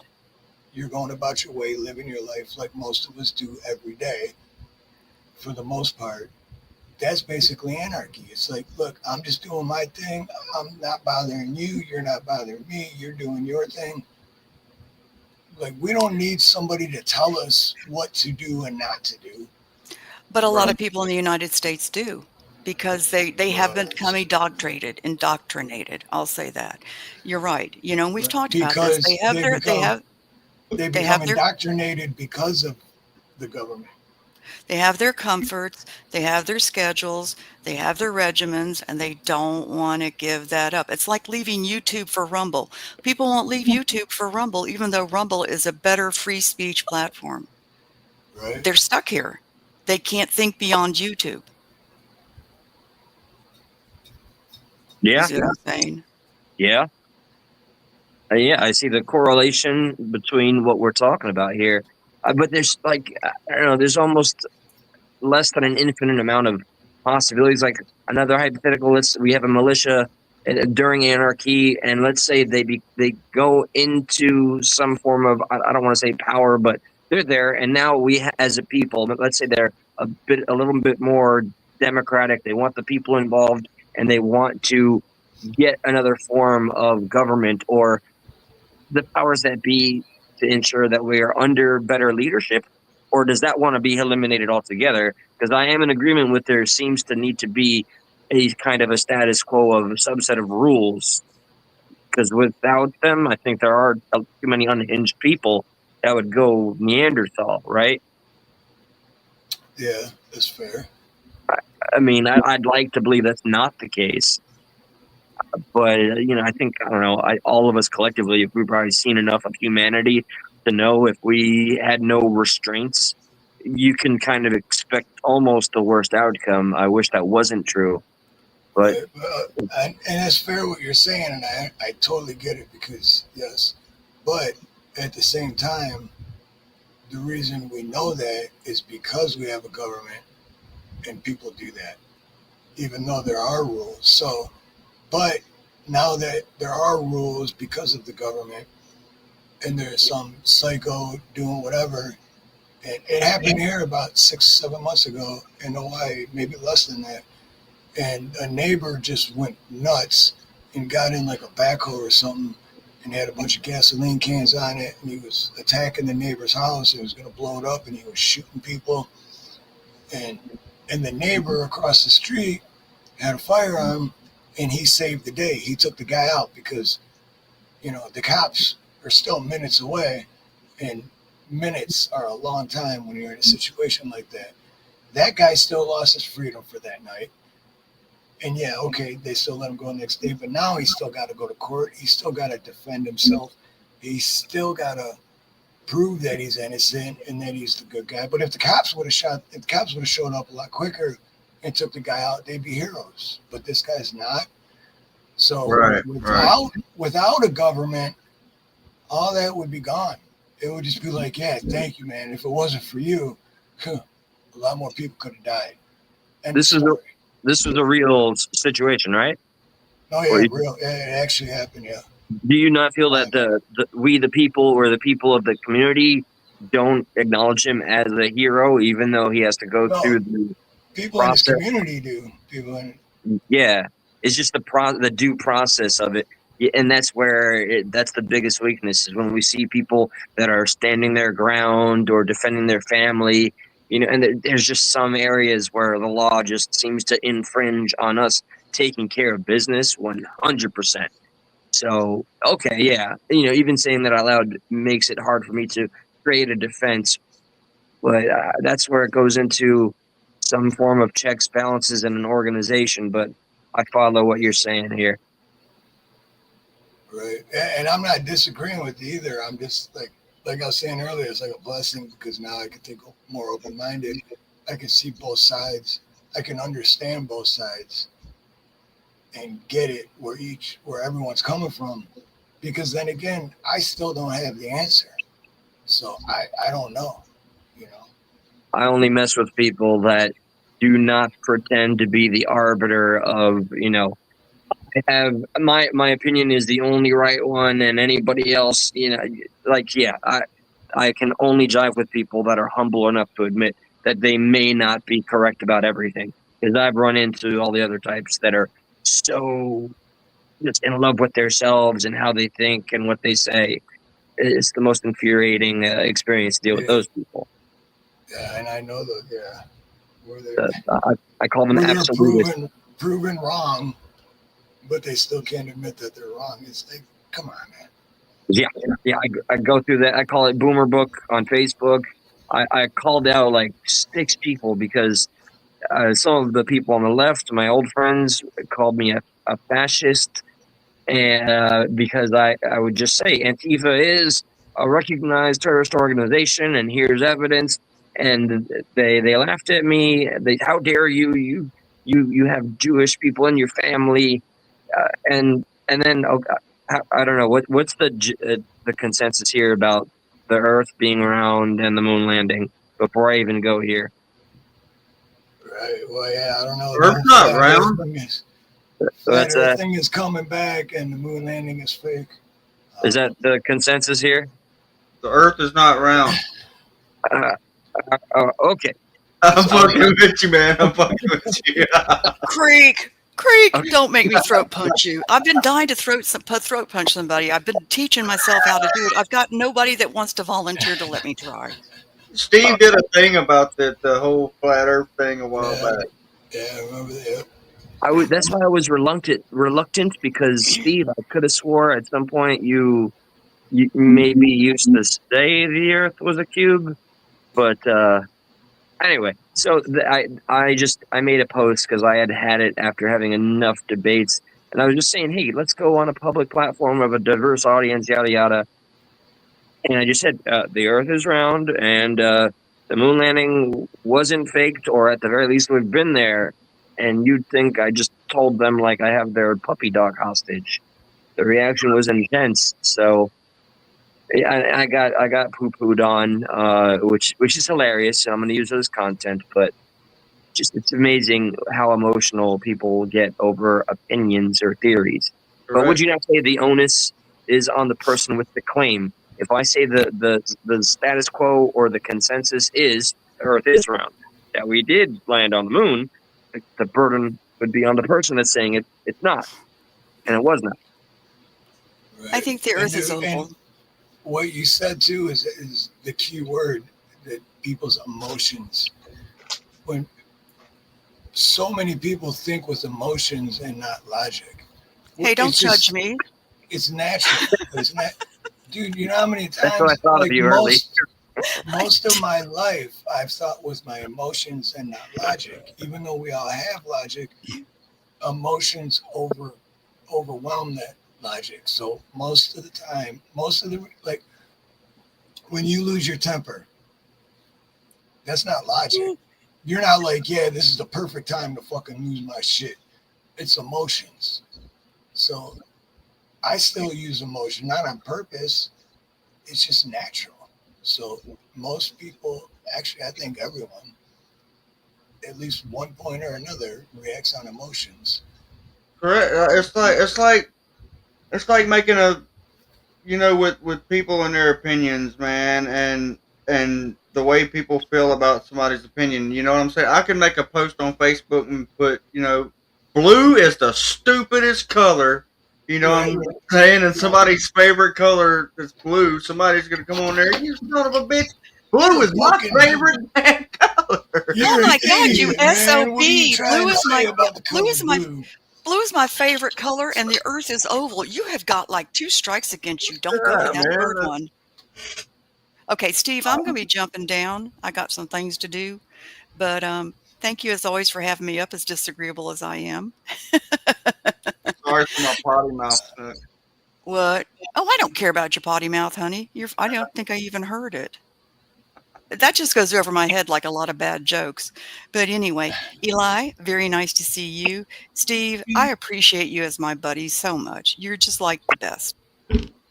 Right on. And you're always welcome on panel. I love it. Oh, that's cool. Yeah, just single one guy out and say you're the best, while there's 2 other fellas just sitting. No, I'm kidding. Okay, See, Eli, I'm better. you're the better best than you guys. No, you're the I'm best at better what than you do, and Creek, you're the best at karaoke, and I'm good at some things, and I'm just not going to tell you what they are because they're none of your business. But anyway, so I'm going to toodaloo and see y'all later. And I do agree with you a lot more than I don't, Steve. So just remember that. Hey, Snooks, before you go, Yes, sir. the color blue sucks. It does not. You see all the blue I got on with my purple? Now you made me feel bad. Okay. And I love all Snooks of you. Also, Yes. Snooks, like I always say, Love, we man. all have more in common than we don't. So what you said, you do agree with me more than Yeah. we all agree with each other more than we don't. We just don't realize it because we're focusing on what we don't agree with. Yeah. Instead But it's of, interesting. I wow, love look at all debating. these I other love things. Well, no, Yeah, it is. It's good to work. Yeah. I do love to debate, and I love to learn new things, and I love to put out new things that people might grasp too. So you just never know how it's going to go. And chat, I love all of you, and loves and hugs and toodles. Oh, and before you go, I put in the Yes. private chat that website for that beer and us. So if you want to copy that real quick. Oh, yes, sir. God, you're so So bossy. if you wanted to, just before you go, because once you leave, then you won't be able to see private Oh, chat. you want me to put it in the chat? I thought you wanted me to put it No, in the chat. no. If you wanted to check it out, because you said you wanted to. Yes, look sir. into it. So Yes, sir. I will. left Yes. the website for you. Yes, in the sir. chat. Yeah, So we I don't. just wanted to make sure you got it. You're stuck here, Snook. You're not allowed to leave. We No, don't want you carrying a chainsaw on your hip. So Not until we get you a chainsaw holster. Yeah, and a machete one for the next other hip too. So I love my machete. All right, y'all. Love y'all Good very night. much, and love you, chat, and toodles. Mashallah. Next. Strong emphasis on the dells. 2 dells. 2 dolls. Okay. All right. So I've had this coming up for a while. I left it up because I would have lost it. But Steve, I did have a good question. Who holds government responsible? The people that elected the government. And why I like this is because I was going to say it earlier too about voting. Because I think I seen Ken commented that he don't vote. I don't vote. I think Crick said he don't vote. No. And I there's do. reasons behind it. And because, or let me finish the thing first. And have no way to hold them responsible. And then who is this government we speak of? Because, and the reason I don't vote, I don't know why the reason nobody else votes, is because, well, first of all, what do you hear all the time? Oh, I'm going to vote for the lesser of two evils. Well, if Yeah. you're voting for the lesser of two evils, you're still voting for evil. It's Yeah, just you're the still lesser complicit. of an evil. And then, you know what else happens? When, like, let's say the lesser of two evil that person voted for, let's say that person wins the election and now they're the president. And then that president does something that the person that voted for him doesn't like. And they'll go, well, I didn't vote for that, but I voted for his other policies. But I didn't vote. No, you voted for that. Like, you voted, that means you voted for everything that person's doing, like it or not. So I don't vote because I don't like either side. I don't trust either person. And you know what I'm saying? It's like, I don't know, man. As a voter, is it really viewed that if we vote for the person that wins, we automatically co-sign to every action? That's pretty heavy. I, damn. it is heavy, but yeah, if you think about it, like, you voted and that many other people voted that they wanted that person in there. So now the people that voted are pretty much responsible for that dude's actions because you vouch for him. You say, hey, this guy's going to make it better. I think that's why they're all mad at each other. It's hard to account for that.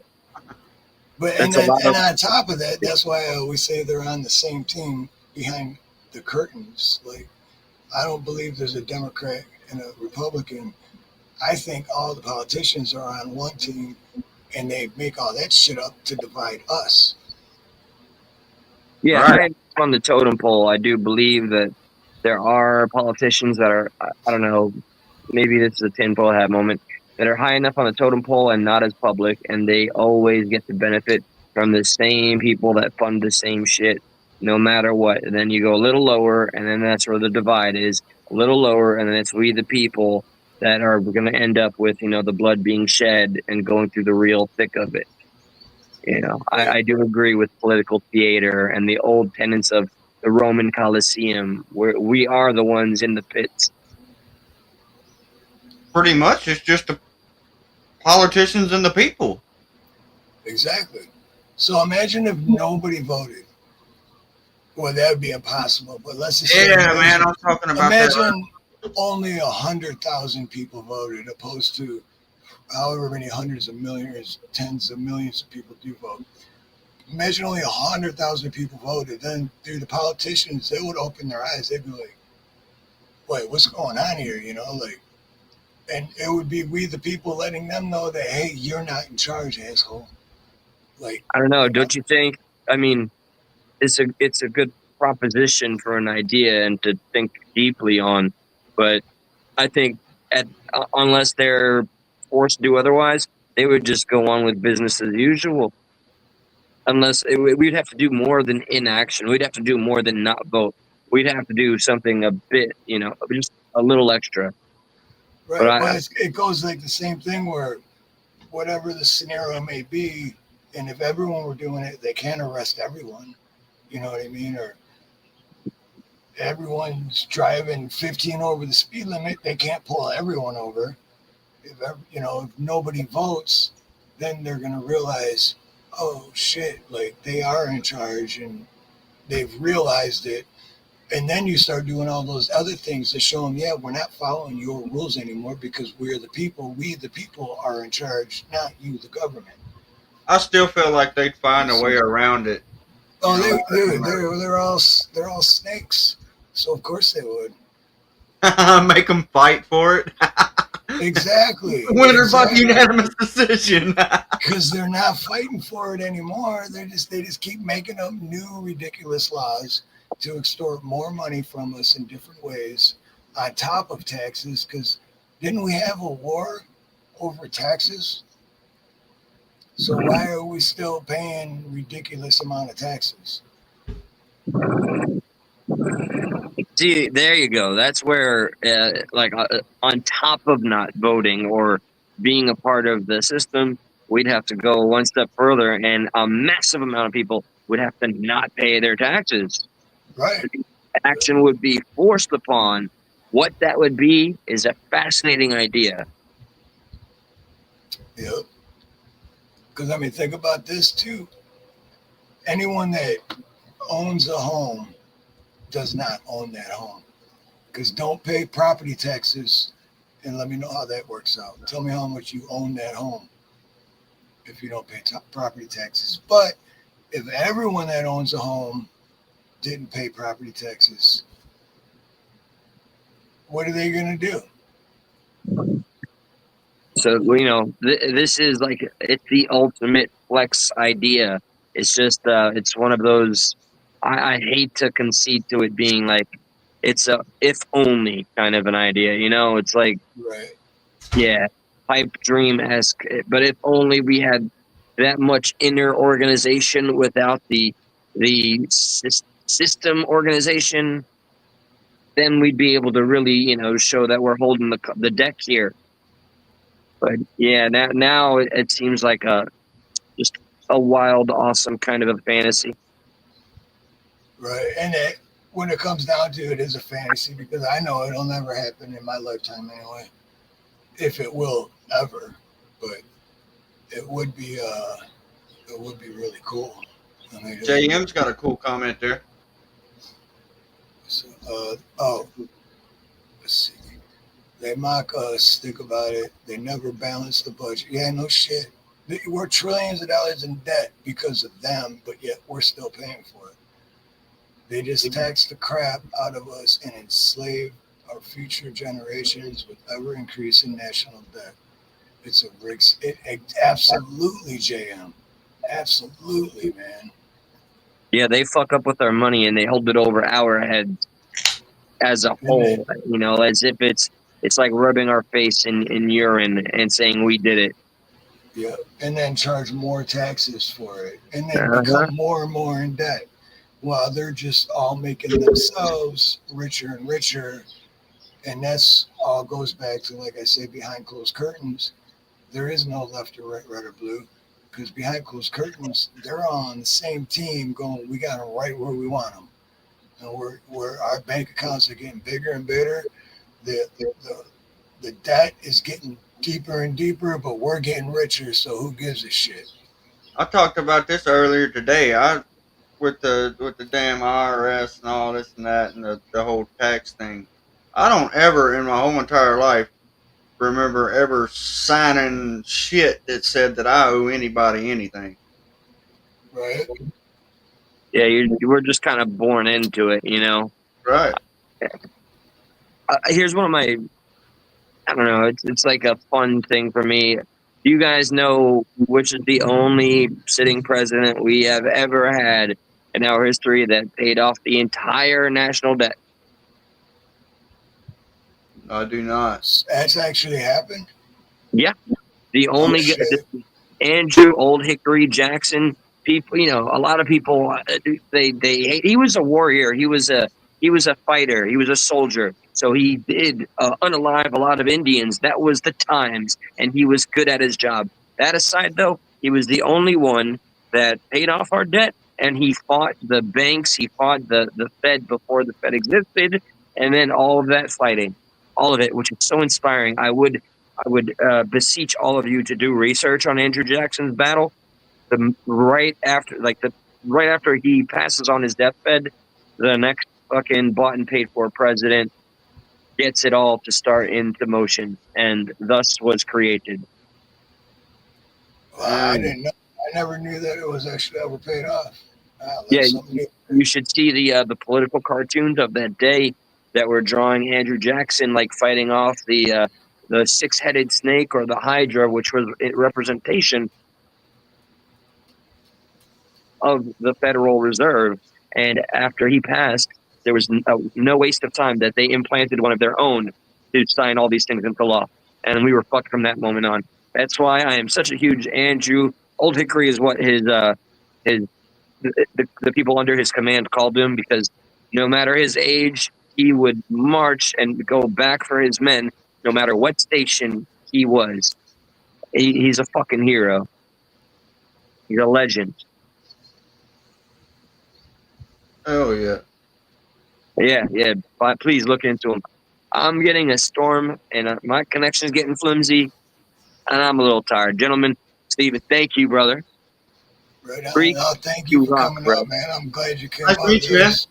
Great conversation.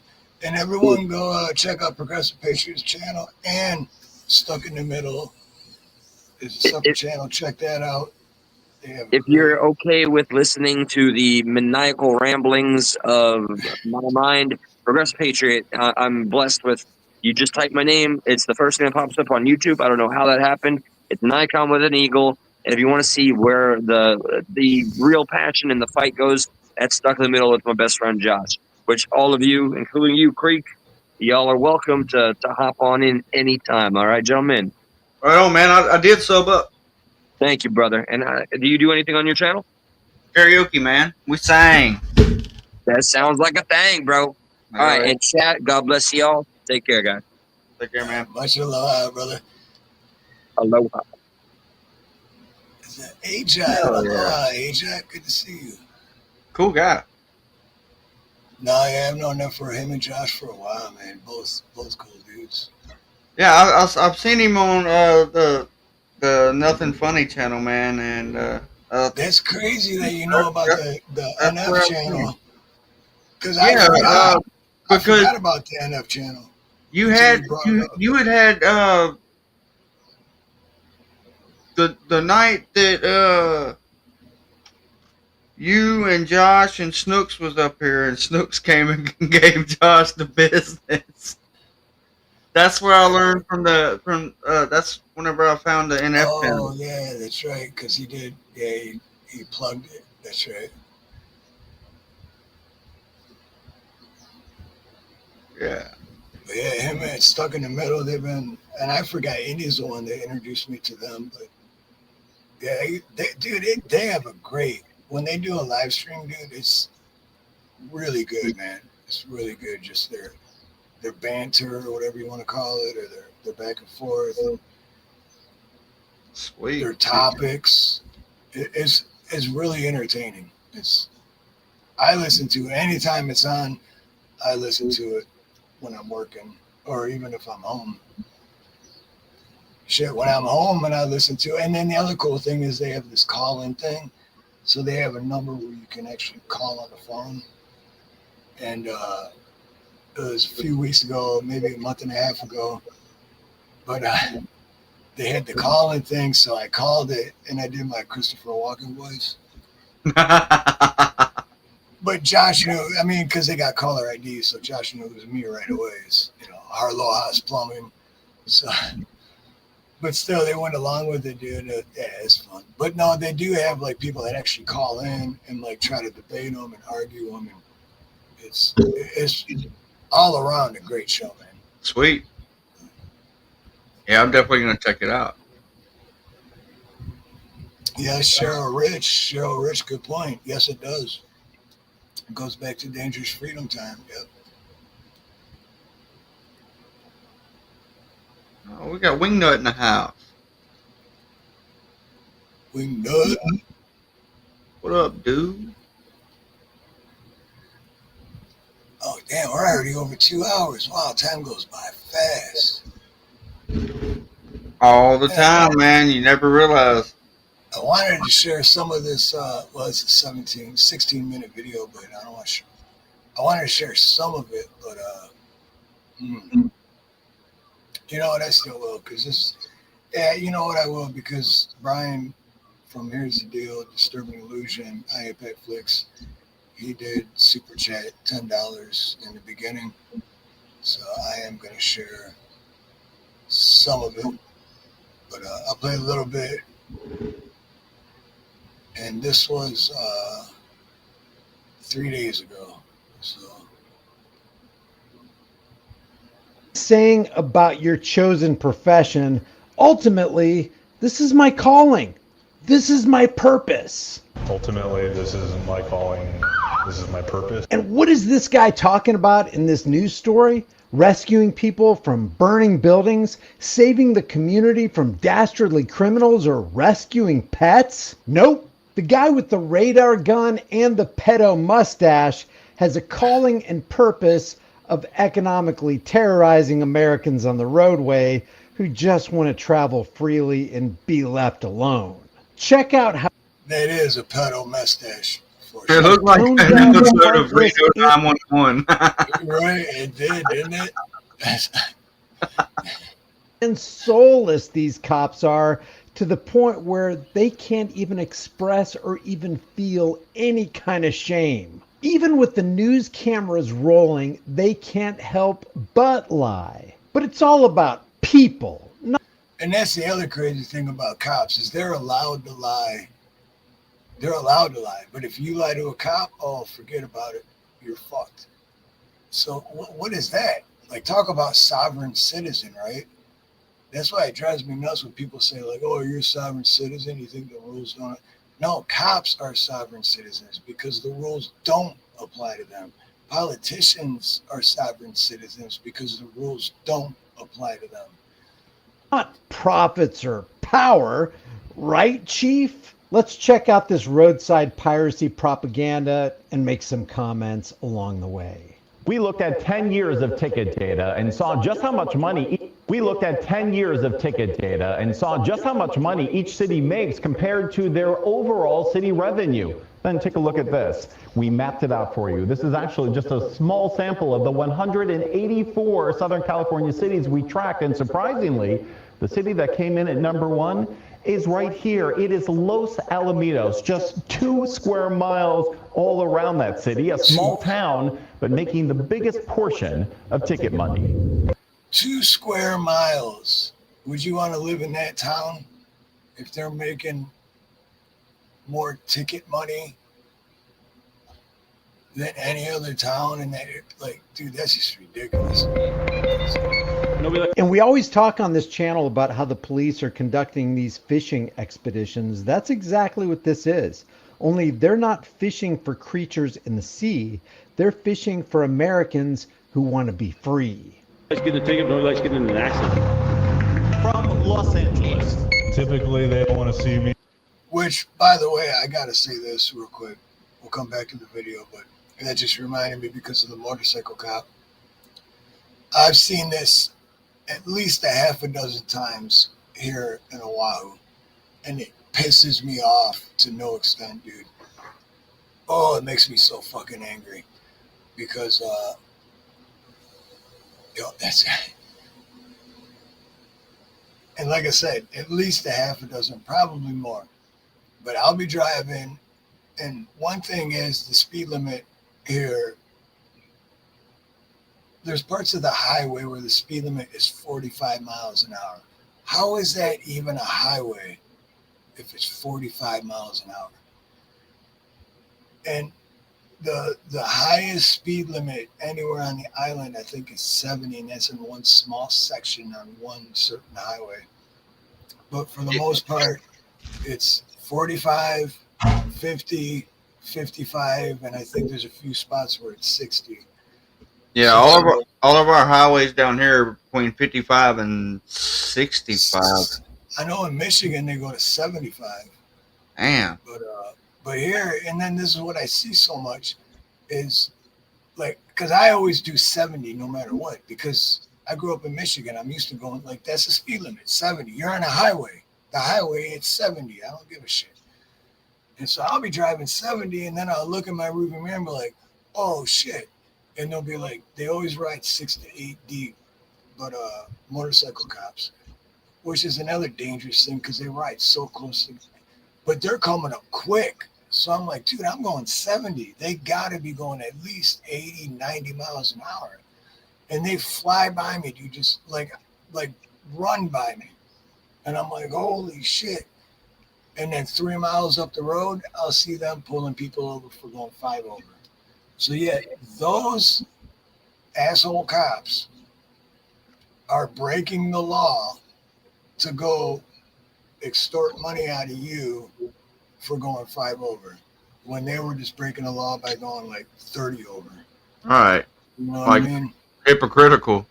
Right. Yeah. It's like, it's just so, dude, it pisses me. So anytime I see motorcycle cops, it makes me so mad, dude. Because that's happened so many times. I have it on recording too. Actually, next time I see it, I'm going to record it. Like, I'm going to record it real close, and I'm going to get right behind them, and I'm going to follow them. Because then what? I'm going to go 82. I'm going to go however fast they're going and find out. Oh, What yeah. are they gonna do? What are they gonna do? Turn around and pull me over for fucking going just as fast as they? I'm keeping up with the flow of traffic, bro. Yeah, yeah. What? You know what I mean? I want to expose that shit, dude. That's a good. I'm gonna do that. I'm gonna do that. To Los Alamitos, hundreds of officers, millions of tickets, written and ripped and reeling in $2.4 billion across southern 2.4 billion in a 2-mile radius town. What the? California. 2.4, not million. That would be bad enough. $2.4 billion in generated revenue from the tax cattle that these charlatans are supposed to be protecting and serving. And they said it's only the radius of the town was 2.5 miles. So within a 2.5 mile area, you're 2.4. Oh, dude. Officers say it's just about safety. It's always about safety, and that is our mission. But some suspect it's really about racing up revenue. They set it up for that. Suspect? Isn't it obvious? No, really, no. I know we're making a lot of money, hand over fist, $2.4 billion, but look, it's really all about, it's not about my shiny new motorcycle. It's not about the new couple Bearcats we got in the garage or the body armor we just bought for our entire SWAT team. It's not about any of that. It's just about, oh yeah, it's not about that drone or that helicopter either. Oh, we got a couple Sea-Doos. Did we tell you about the Sea-Doos? Yeah, it's not about any of that. It's just about public safety. That's all it is. Yeah, it sucks. Ultimately, this isn't my calling. This is my purpose. In Los Alamitos, there is one man reflecting the. This is my calling. This is my purpose, to extort as much as I can out of you. And exactly, Lord Cyclone and Anarchy Television. That's what I meant by that's why cops are the sovereign citizens, because they don't think the laws apply to them. They're allowed to break the laws to enforce the laws, and they put people in danger all the time. Think about it, Creek. When you're driving down the highway or interstate or whatever, and a cop pulls somebody over, and all those cars are driving anywhere from 55 to 75 miles an hour, you're putting both of your lives at risk, the cop's life and the person's life. And I've seen so many videos to where someone wasn't paying attention, and boom, they run into the cop, smashes the other car. Right, right. You know what I mean? It's like, but if they wouldn't have tried to, right on the side of the road. And I've also heard of people, not pulling over for them and pulling somewhere safe, and the cops that try to charge them with evading arrest. Right. Yeah. Either they do the pit maneuver on them or something, because they're like, I was just trying to pull over to a safe place, because that's what I was taught. I mean, and that's what I was taught when I was 16, a long time ago, when I took driver's training. It's like, if you ever get pulled over, keep, turn your hazards on and keep driving until you can pull over into a safe parking spot or a parking lot or whatever. But yeah, I've seen that too. And there was actually an example where a lady did that, and she was pregnant, and she was trying to get off the highway to pull over to a safe spot because she was pregnant. He pulled a pit maneuver on her, flipped her car. Like, dude, Dude, I just get so angry about this. And I know a lot of people drop out when I bring this shit up, but I don't care because I'm passionate about this shit. I'm just waiting for somebody to show me a good cop. I really am. Traffic concerns of an entire city, whose sole purpose in this tiny 2-square-mile town Currently I'm covering patrol right now. is patrolling and overseeing safety. Patrolling with the emphasis on trolling. We're going to get them. Oh, yeah, we're going to get, oh, yeah. Aunt Martha, she ain't going to be able to afford those Christmas presents for the little ones this year. Running red lights, unsafe speed, distracted driving. And Officer Christian Cruz.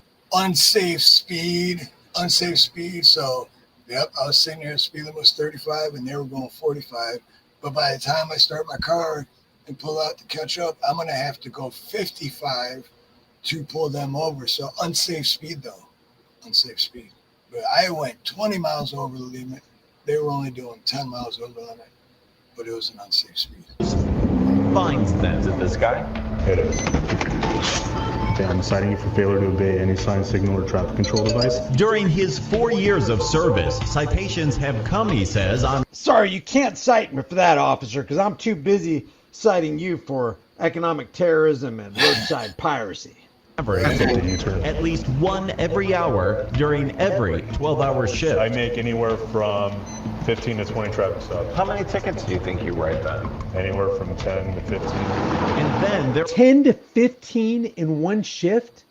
Couldn't he be using that time and deploying those resources on real criminals? Doesn't California have a criminal problem? Aren't there people breaking into houses and businesses? Aren't people getting murdered and raped? And you're going to spend all your time on the roadway making criminals out of people who just want to be left alone? This is pathetic and despicable. Or are the red light camera tickets? Those are in place for typically because so we don't have to be there. And the parking tickets. It's not the red light camera tickets. Let's just call them what they are. Facial recognition, George Orwell, 1984 tickets. That altogether sends some tempers in little Los Alamitos into outsized overdrive. You've gotten a lot of tickets, yeah. On this corner, in front of this home, Randy Deason says tickets just keep racing in. How much is that ticket right now? This is a $40 ticket. Year over year. Total from tickets and all the other kind of tickets, maybe like $3,000. You're in the thousands. Yeah. And because a parking ticket, like, where's the crime? Literally, where's the crime? A parking ticket. Like, I don't get it, man. I guess, I guess this is why I can't do First Amendment auditing, because I'm so passionate about it. Like, in the moment, my brain's just like too much. I don't know. I feel you, dude. I can't think straight, you know? It's like, yeah. So imagine, like, if I was auditing and there was an extra, cops, I'd be like, I'd end up in jail every time, dude, because I just wouldn't be able to say shit. Or I'd say the wrong thing. But yeah, who are you hurting? You guys, they're using all these resources to give parking tickets, which is only collecting more money for that department and the state and the government.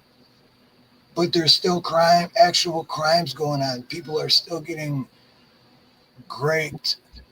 People are still getting unalived. People are still having their vehicles stolen. But now we'll do the easy shit. We'll do the easy shit. You know what I think? I think the government found the world's biggest scam. Yeah, oh yeah, like James said earlier, yep. It is. It's the biggest scam in history. And it's working. It's working. Yep, exactly, Jam. Your tax dollar is hard at work. Absolutely. In the free market, which we aren't in a free market, this is actually removing value from the community, because this value is going toward the police department when it could be going toward a burrito in a local restaurant, a haircut at a barber shop, Exactly. a new That's a client great point. for a pet grooming place, a latte at a startup coffee shop that's trying to compete with Starbucks. That's This a great economic point, man. terrorism costs Great way point. more than just money out of your pocket. It's money that it could have gone to somebody else who's actually a producer in society. So this Dude, that's a great point, man. I didn't catch that because I did watch this video 3 days ago, but that's a great point. I didn't catch that the first time, but yeah, because now they have to pay that ticket. But normally they would have spent that money on, you know, the mom and pop shop because he goes there twice a week. But now I got this ticket, so now I can't go there. So now it's hurting that business. And it's, you know, and it's a chain reaction, dude. Wow. Anarchy's got a cool comment there. We as Americans must stop funding our enslavement. Think about that. Exactly. That's, and oh man, Progressive Patriot already left. But that, one of the things I was going to get to about the voting is also, I was going to say, when you vote, you're voting for the chains of your own oppression. Because that's exactly what it is. Like, well, I didn't vote for that. I voted for this and for this and for that. Well, no, you voted for everything. And you also voted for the chains of your own oppression. And you're absolutely right, Wingman.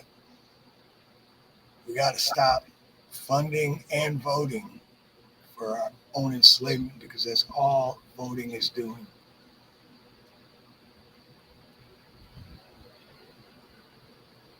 Damn, that's like really deep when you think about it, man. Right? It's like, The deal for real. what's up, the deal? Good to see you. I haven't seen you in a minute, man. But yeah, I'm gonna put the link for this video because we're only not even halfway through. But I'm gonna leave the link for Brian's video in the description. And let's see, copy. But definitely go check it out. Definitely subscribe to him, dude. Here's the Deal channel. He's got the Disturbing Illusion channel. And he's got High Impact Flicks channel. All great channels. And he thinks a lot like that, like I do. It's like I see both sides. I see where you're coming from, but like you gotta also see right and wrong. Right.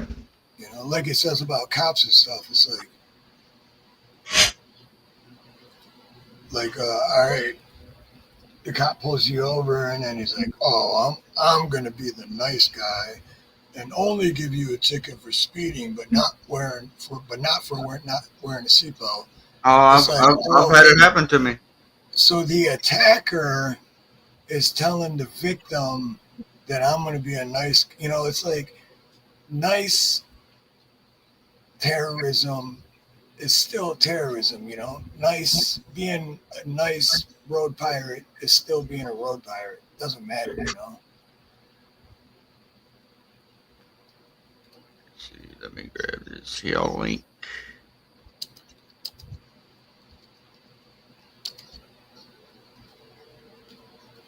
Okay, sweet. He's got all kinds of videos. Oh yeah, dude, he's got. I just put it in the description. All right, updated. So yeah, I put it in the description too. But yeah, like I said, I've been when he lost his High Impact Flicks channel that he just got back recently. When he lost that channel, he started Here's the Deal. I think it was at 10,000 subscribers, and I was one of them. And now he's at 375,000. Whichever one I just clicked on is was 55,000, I think. That might be Disturbing Illusion. Oh well, then that's I subbed up to them. It's still same guy, right? Yeah, still same dude. Yep. Okay. Disturbing Illusion, Here's the Deal, and High Impact Flicks. And puts videos out on Here's the Deal, on all three of them actually all the time. So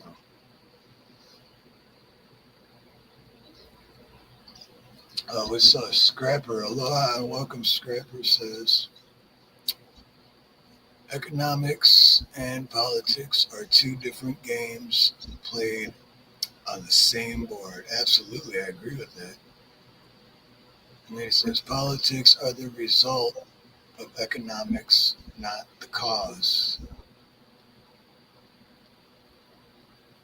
That's true. Can't argue that.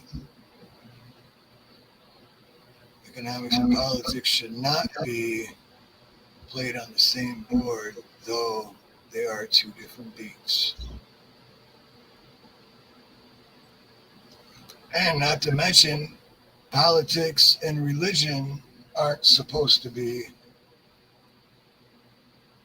mixed at all, but Right. funny how much that, especially recently, but not even just recently, how long as it says in God we trust on the own currency. Right. So, but yet religion and politics aren't supposed to mix. But yet, They still it's still on the currency.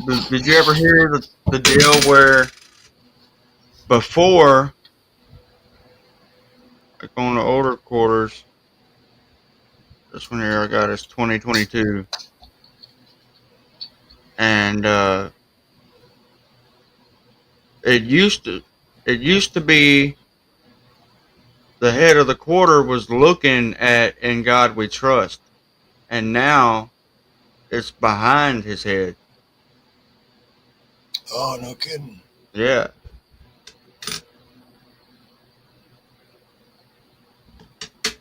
Trying to find an old quarter. I don't. Yeah, man. And real quick, everyone in chat, if you haven't already, please hit that like button for me. It really does help. Yeah, man. Make sure y'all hit that like. Do it. Do it now. Cause Steve's a cool ass guy, man. Did you hit the like?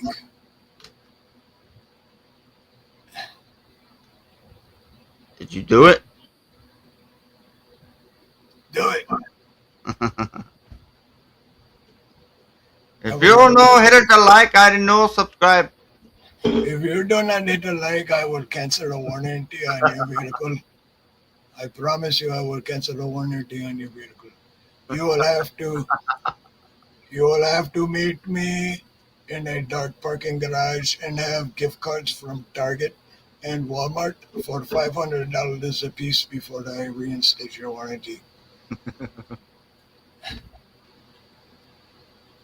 You know, I haven't had one of them phone calls in quite some time. I think somebody finally got a hold of them. I know, right? Because I even put my number on that do not call list or whatever for scams. Dude, I still got calls, but then now that you say that, it's been a long time since I had. But I do still get stupid texts. Maybe that one guy, man, that kept telling them over the phone was like, "Son of a bitch, I'm gonna find you if you ever call me again." Maybe you found him. Yep.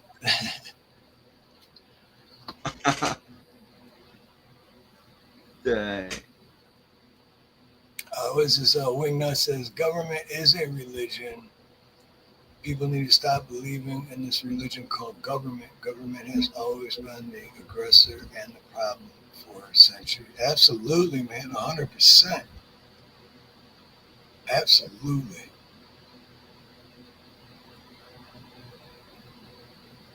Right, like, think about it, like history-wise. What if the Pilgrims and the Indians made peace and all got along? Could you imagine? You know, right? Like their little war deal. What if everybody just got along and nobody had to die? Think of how it would be, maybe. Yeah, no shit.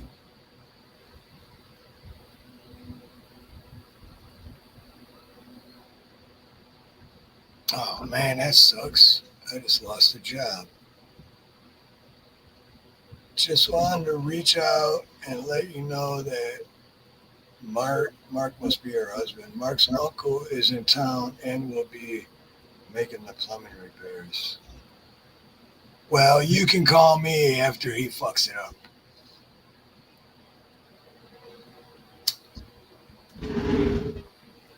That's usually what happens when people try to save money. Oh, dude. So our hot water heater went out at work, and one of the elements had burnt up in it or whatever. So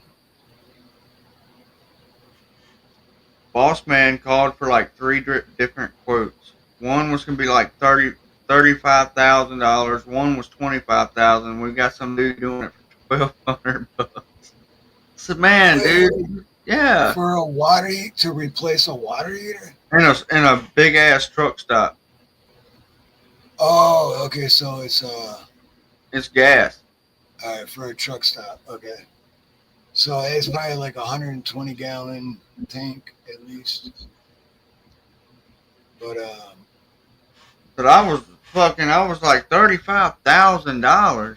no, dude, that's those big companies, man. They charge that because they can. That's insane.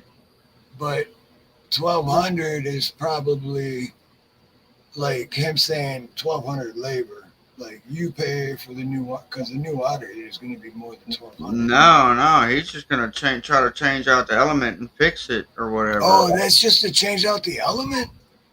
Well, no, he got quotes on what it would be to replace the whole entire water heater. Oh, okay. Yeah, see, at least that dude's paying attention because that's how people get ripped off. Because that's really all that needs to be done. The element burned out, replace the element. Problem solved. But it's also been 4 days now, so it's like it's wild, man. Dude, and it sucks without hot You know what I'm water. saying? These people are just they're cheap. You know what I'm saying? Like their water heater went out in the store or whatever, and they're on vacation. You know, they $1 million fucking store. You know what I'm saying? They've got plenty of money. They don't want to spend it. They're cheap. Right. And on top of that, dude, you know, like have you ever tried to wash dishes with cold water? Shit, we've been having to boil our water.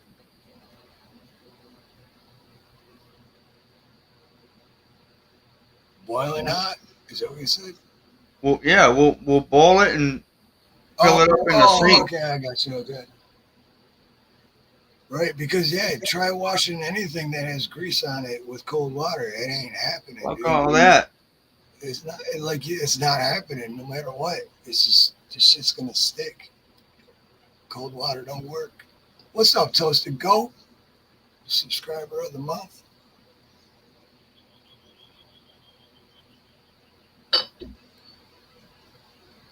Right, like Scrapper says, so pump. Oh, big spender. Hell yeah. Nah, dude, I know people like that. They got so much money, but they won't even spend an extra 10 cents on anything. Right. Like, damn, man. I'm the opposite, dude. I'm broke as fuck, dude. I've been broke my whole life, man. But if I get a little extra money, I still fucking spend it. Because I can't take it with me. Shit. Right. But my thing is, if you're gonna with the store situation, you know what I'm saying?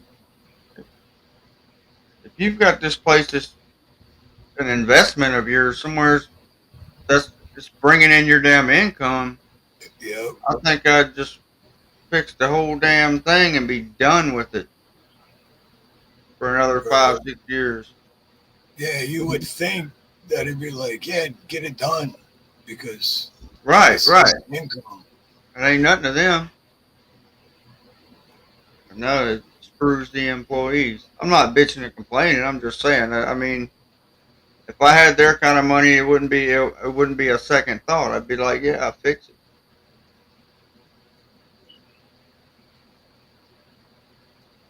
I don't know. You can have $1 million or you can spend it. Oh, Toast and Go. Don't don't talk too soon, man, because December's right around the corner, and December's going to be subscribers of the year. So, and there's not going to be 12 subscribers of the year. There's only going to be like 3, maybe 4. So, what's up, John Eagle? Aloha, John Eagle. Good to see you, bro. Look at Steve-O's guy. What? What I missed? Steve-O says, Creek, tell the boss for $35K you'll fly your Hawaiian plumber in. Yeah, no shit. No shit, dude. Hell yeah. Dude, yeah, tell him, and first class, too. Yeah, first class. And shit, for $15K, and I still get to fly first class. I still save the dude $20,000. Yeah. Good point. Hell yeah. Fuck yeah. times out here, man. I just had one 2 weeks ago. I know it was an emergency call too, and I had to dig up the front yard and expose all the shit, and I had to leave to get parts because it was 1 inch and it's usually 3/4 inch, and I didn't have the 1 inch part that I needed. Anyway, I was there, and that's the day I got bit by the centipede too. Oh, and then the lady's like, "Oh yeah, just send me your Venmo, and as soon as you're done, and I'll pay it." And so I wrote up the invoice and everything when I was done, and I texted her the link for the invoice because I do it all on computer and my Venmo. And then all of a sudden she was like, "Oh, you know what? Can you call me tomorrow? Because I got questions about the." It's like, what questions? It's 70% off of what any other company would charge you. And I did a way better job because I have 32 years experience. And when you call those bigger companies, those guys may only have a year or 2 experience. So, you know what I mean? It's like, and they're overcharging you. So you're still going to complain. Like, I'm only charging like $950. Anyone else will charge $2,000. And you're still going to like have questions about the bill. Fuck that.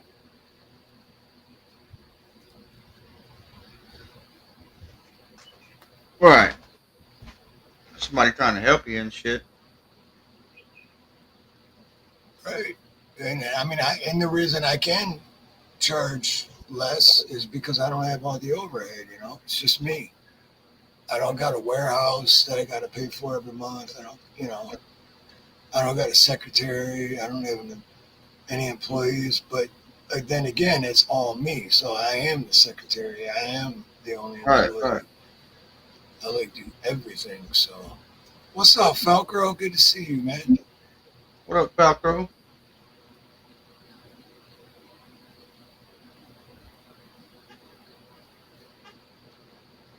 If someone wants to give me $1 million right now, trust me, in this economy, I can spend it. No shit. Dude, it wouldn't take much, man. Dude, especially me, man, because I would just pay off a bunch of bills and be like, all right, cool, I'm caught up. And I'd probably give half of it away because that's just the type of person I am. I just like to make people happy, right? So I'd be like, oh, dude, what do you want there? I'll buy it for you. You get it. Go ahead, get it, man. And then like a week later, I'd be like, fuck, broke again. Shit. $1 million wouldn't last long, man. Hell no. I wouldn't quit my job for $1 million. Nah, me neither. Well, I mean, maybe I would.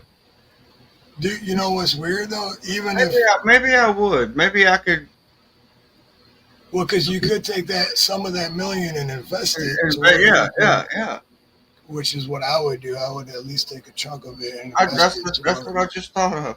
I would have steady income from it. But even if that were the case, and I did have steady income coming in, regardless, I still wouldn't be able to quit my job because I've been plumbing my whole life. So I would still want to I'd be like, dude, I gotta go do some plumbing, man. Like, seriously, I would. I got it, man, just a little bit. Yeah, I'll do it for free, man. Just let me fix your plumbing. It's like cops with IDs, right? Like, I gotta get that ID, man. Just give me the ID. I'd be like, just let me do your plumbing. Just let me do it. Let me fix your plumbing.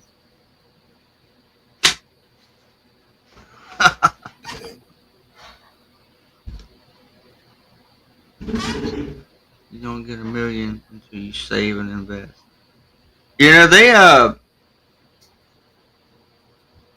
whenever I was in this trade school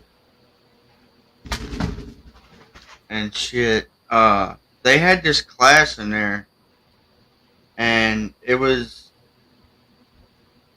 to teach you how to become a millionaire. And it was about like investing money, putting money in a savings account and letting it build and shit. So say if like right at 18 years old, Like put like CDs, 10 grand in the bank or something, right? And let it build and interest. never touch it or just keep adding to it. Eventually, the interest off of it, you could eventually become a millionaire if you never touch it.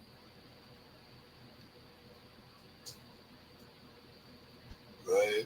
The thing is, though, man, being a millionaire, I guess if you only had $1 million, is different from being a millionaire, because if you just had $1 million, opposed to like 10, 20, 30 million. Right. But only $1 million, dude, that's not a lot of money anymore. That's not as much money as it was definitely 30 years ago. With inflation and all that bullshit. But man, Steve, with $1 million, you buy a rental property, you generate money, and you do all property repairs yourself. I can still get my plumbing fix in. Word. No, you know what though? I watched. And you can hire Steve as the manager. Yeah, see, there you go, double whammy. Yeah. But and I watched a short earlier too, because it's funny because, you know, like the white rags, I buy them by like the pack, but they're white. I use them for work, so the white rags. And like a year ago, or almost a year ago, we got a new washer and dryer, but it's in one. It's a washer and dryer, one machine. And I went to wash my rags in it, and it fucking clogged it up. And I was just like, I ain't washing my rags in this ever again. So now I take them to the laundromat because I got so many of them. And I just went to the laundromat like 2 days ago and washed all this shit because I ain't gonna clog up my washer anymore. But anyway, Right. So speaking of laundromat, I just watched a short earlier, and it was about how much money. It said how much money did I make last week from my $15,000 laundromat. I've seen I've seen something like that. So the dude paid like 15 grand for a laundromat that came with the washers and the dryers. It looked like, I wish that was possible, because that ain't possible out here. There ain't no way you're gonna get a laundromat for 15 grand. And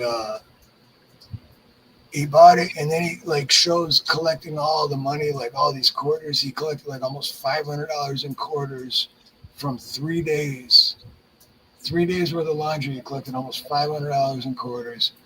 Then from 2 week time period, he went to the machine where you put money in to like get quarters. Right. And that all that money was a 2 week period, and that was like 4,200. So 4,200. Hell yeah. So basically almost $5,000 for 2 weeks from that, and then 3 days from quarters. So if you think of it, if that's 3 days, right, in a month, that's $1,000 a week.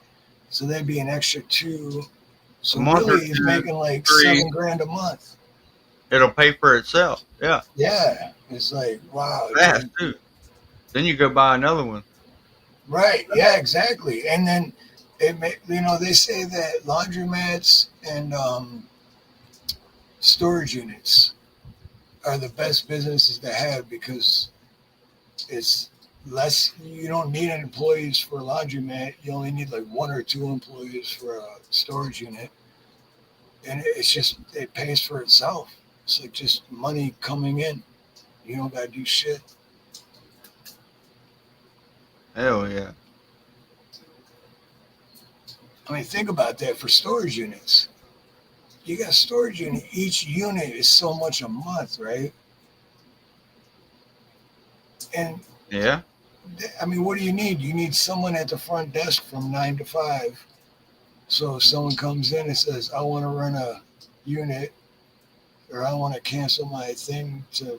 That's actually fucking genius, dude. Dude, they say it's the best way to, the cheapest way to make more money. And then don't they make so much? How does the auction deal work? How whenever they auction them off? Oh, dude, that's bonus. Yeah, that's bonus. They can do that auction thing. They can, after the person never came back and got their stuff, by law, they can legally go in there and whatever's in there, they can either keep it, they can sell it, they can auction it, they can do whatever they want. So that's bonus on top of how much you're making every month for however many units you have. That's insane. Oh, the Toasted Goat says you don't even need that. Just put your phone number there and they can call you and you can come in. Oh, no kidding. They got it like, all right. They actually now, because I haven't been to a storage unit in a minute, but last time I used to go to a storage unit was back in Detroit, so it was like a remote gate or something. Right. Yeah, it's been like 17 years since I've been to one, but that was back in Detroit. And when I did go, they had like a front desk, and we go up, and we were friends with the dude and hang out with him every day. But now that you say that, I think, yeah, because I had to follow this dude one time that installs whole house water filtration systems, and I do the plumbing part. So I had to follow him to his storage unit to get the new system to load it up on my truck. And yeah, now that you say that, it reminds me, yeah, that's what it is out here. There was no front desk. It was just he had to put it in the code, and I followed him in, and then that was it. Nobody worked there. No shit. I always like to watch Storage Wars. Have you ever seen that? Oh yeah, Storage Wars. Yeah. I know they were paid for all the drama shit, but I don't think that shit's real. No, most of it's not. Just like the pawn shop ones. Oh man, they're yeah. that one man in is it in Detroit? I think the Detroit one. Yep. I can't stand that old man. No, me too. And I've talked to people that tried to get on that show, and they said it was so stupid, man, that they're like, it's not even worth my time. But those dudes, that dude, the Detroit one, and the Pawn Star one, and all the other ones, dude, those guys made so much money off doing that show. They didn't make any money off the pawn. Right.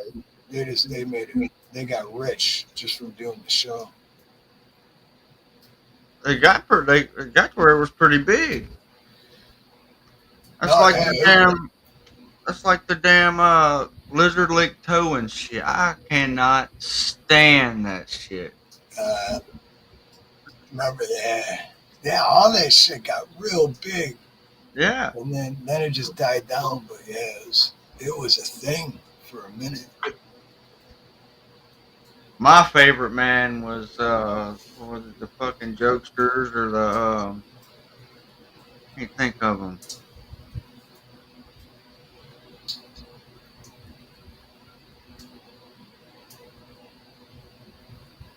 Something jokers,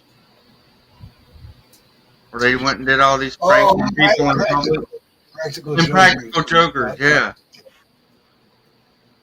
That shit was pretty good. Yeah, I remember them too. Yeah, because there was 5 of them, I think. Yeah. There was 5 of them. They're all, they all got big from that. But then, same thing. Like you haven't heard from them since. Oh, they do the comedy tours and shit now. Oh, they're still doing the comedy tours? Yeah. I feel you, Cheryl. You live paycheck to paycheck. It's hard to save and invest. Exactly. Yeah, me too. And for me, it's even worse because I don't even live paycheck to paycheck because I don't have paycheck to paycheck. Like right now, I have. Right. Job to job. Yeah, job is good. And right now, I have four, at least four, that I can think of off the top of my head that I've been waiting for like 2 to 3 weeks to pay. And it's just like I just check the mail every day and hope that something's in the mail. But it's like, but it's they call it net pay. So they have from the day I send the invoice, they have 28 days to pay it. So they could wait 28 days and then mail a check on the 28th day. Then I might not get it for like 3, 4, 5 days after that. So yeah, I got bills, and I literally have $20 in my name right now. For the last 2 days, I've had $20 in my name right now. But I'm waiting on $3,000 worth of invoices to get paid. But there's nothing I can do about it. You know what I mean? So hopefully they'll pay it. Hopefully that check will be in the mail tomorrow. At least one of them. But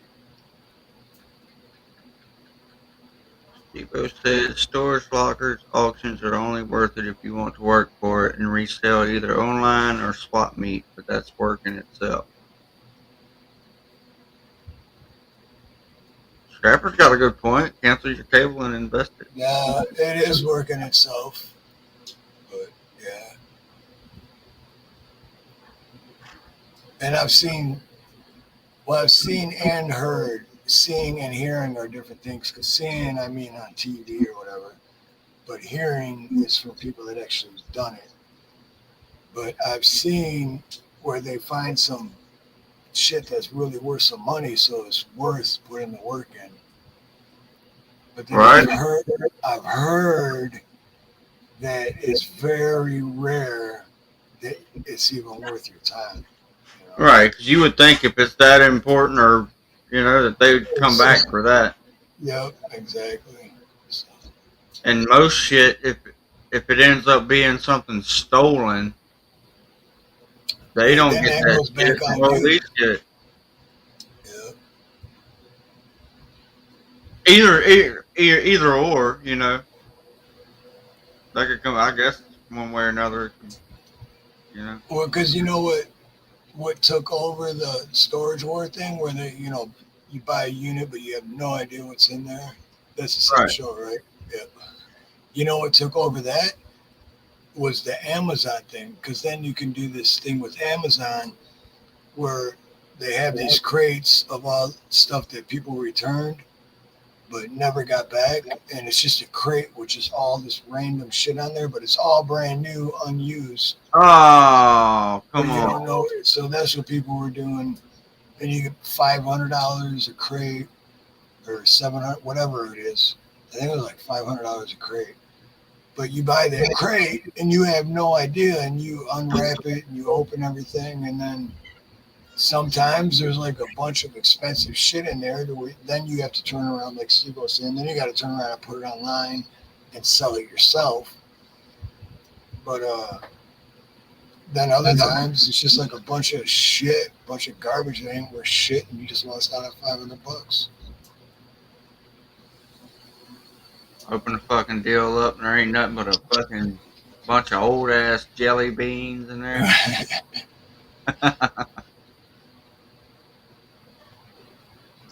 Oh, I'd be pissed. That shows, but that show I don't think was ever on TV, like mainstream TV. I think that was a YouTube thing. But I think when they started doing that on YouTube, it was the same time people stopped watching. A lot of people stopped watching TV. You think you think everybody kind of figured out, like especially with YouTube and stuff, man, that as big as YouTube is, as many people that use YouTube, they see these TV shows and shit that get popular, and then kind of imitate the same deal through our YouTube channel. Yep. And make just as much, man. on their own, like. If not more, because actually more, because yeah, it's just them. Well, then when you get that big though too, you do have to hire people, but still, you're making up way more than if you were to do it too. That's why the whole Hollywood thing. That's what I'm saying. Like I know me as a viewer, I would rather see real shit going down. Exactly. Instead of the Hollywood shit. Right. And the same thing with like music, because the Hollywood shit and the music. Right. That's why I have respect for Upchurch and Adam Calhoun, even though they hate each other. But it's because they're like, fuck Hollywood, fuck the music industry. I'm doing this on my own. I don't need you. And they don't, because when Hollywood's involved and the music industry is involved, they're taking more than half your shit. And then you're working as a slave for them. Screw that. Entertainment government and a music government. Maybe there's all kinds of different branches of this government shit when it comes down to it. Yeah, no shit, right? You could pay $200 to watch reruns, or you could pay $2 for the DVD and watch it as many times as you want. Yeah? Hell yeah. Good point.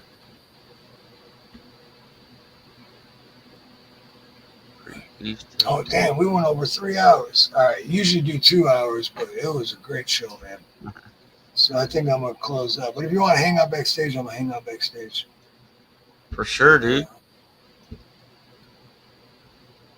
But yeah, I usually have a live stream around 2 hours. So, we had some wild topics tonight, my friend. Dude, it was good, man. Only reason I feel bad is because I titled it Laugh Out Loud Event. You didn't know what you were missing. But the topics were so good, they weren't funny, but they were so good I couldn't like turn away. But still, either way, y'all showed up, and I appreciate you for that. Hell yeah.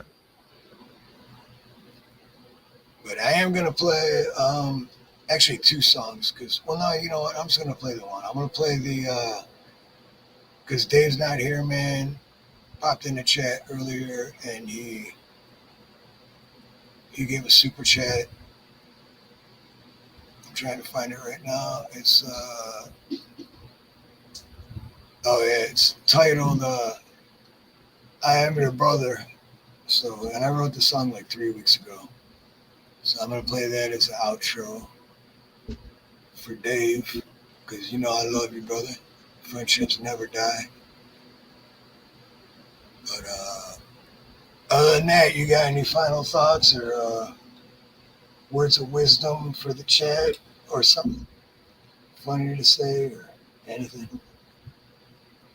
Much love and respect, guys. Had a good time hanging out with y'all tonight, man. Steve, as always, man, thanks for having me up, dude. Happy Halloween. Oh, yeah, I keep forgetting about Halloween. Shit. I'm just super excited my dad's going to be here. Hell yeah. Right on. No, dude, and thank you for coming up, man. I love having you up, man. And shout out to Snooks for coming up. She's always fun to have on and awesome to have on and always welcome. And Eli, Progressive Patriot, and Progressive Patriot's partner too, from Stuck in the Middle, Josh. He as well is always welcome. But and the other 2 super chats. Oh yeah. Oh, good call, man. I would call that out again.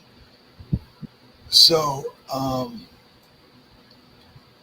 the Disturbing Illusion, Brian from Disturbing Illusion, who's also Here's the Deal and also High Impact Flicks, says, peace, Steve. Much aloha to you, Brian. I appreciate you, brother. I've been watching your videos for years, and I've learned a lot from this guy. He's a good dude. And from nowhere, man, make stupid people famous. For coffee, can I put it to beer fund? Is beer fund okay? And then from Dave's Not Here, man, his channel name is Start for Truth. Much love and respect. Popped in, so hello, brother. Right on, Dave. Always love you, brother. Hell yeah. And thank you for reminding me on that, dude. I always forget to do that. Gotcha, buddy.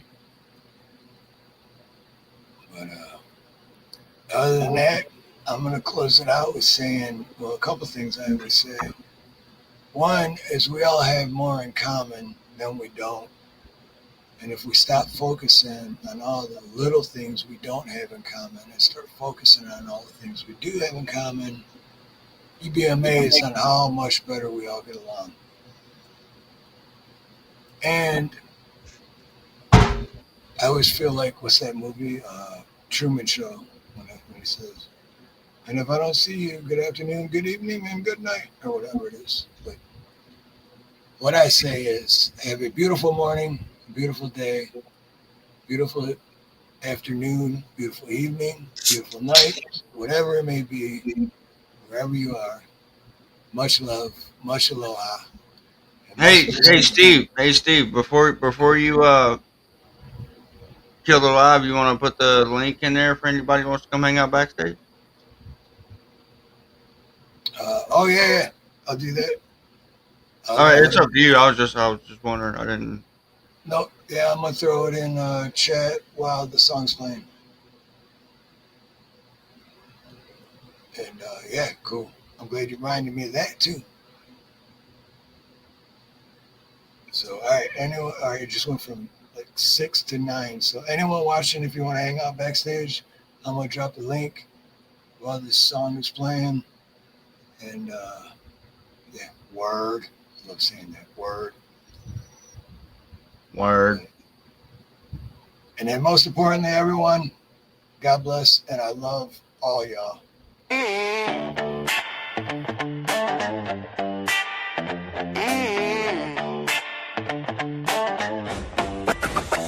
It's me and him, we got a whole lot of years. We've been through everything together, yeah, a whole lot of tears, a whole lot of girls and a whole lot of beers, a whole lot of beef and a whole lot of fears. I love you to death, my brother. Never let nobody disrespect you, my brother.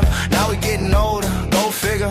But we ain't changed, just got a little bigger. It ain't too many like us in the world. Most brothers let money or a girl tear them apart. They ain't got no heart. I guess that's why I had to write this part, to let you know that this is true, so real. Me and him's like a group, so chill. So let's have a toast. Everybody raise your cup and let us see the light as everybody hold them up. Me and him, we always stay friends, no matter what happens. Me and him, we always stay friends, no matter what happens. Me and him, hey, when you're down, I ain't gonna let you drown, cause I'm your brother and we gon' work it out. We may have differences and we might go different ways, but we always find a way to get back on the same page. And that's on God, hey, when you down, I ain't gonna let you drown. Grew up and then grew out, blew up, we grew back together. Different friends, different route. No matter, we stuck together. Too many up, so many down. Stuck with each other through any weather. It could be rainy, stormy, thunder, through the rain and the sunny weather.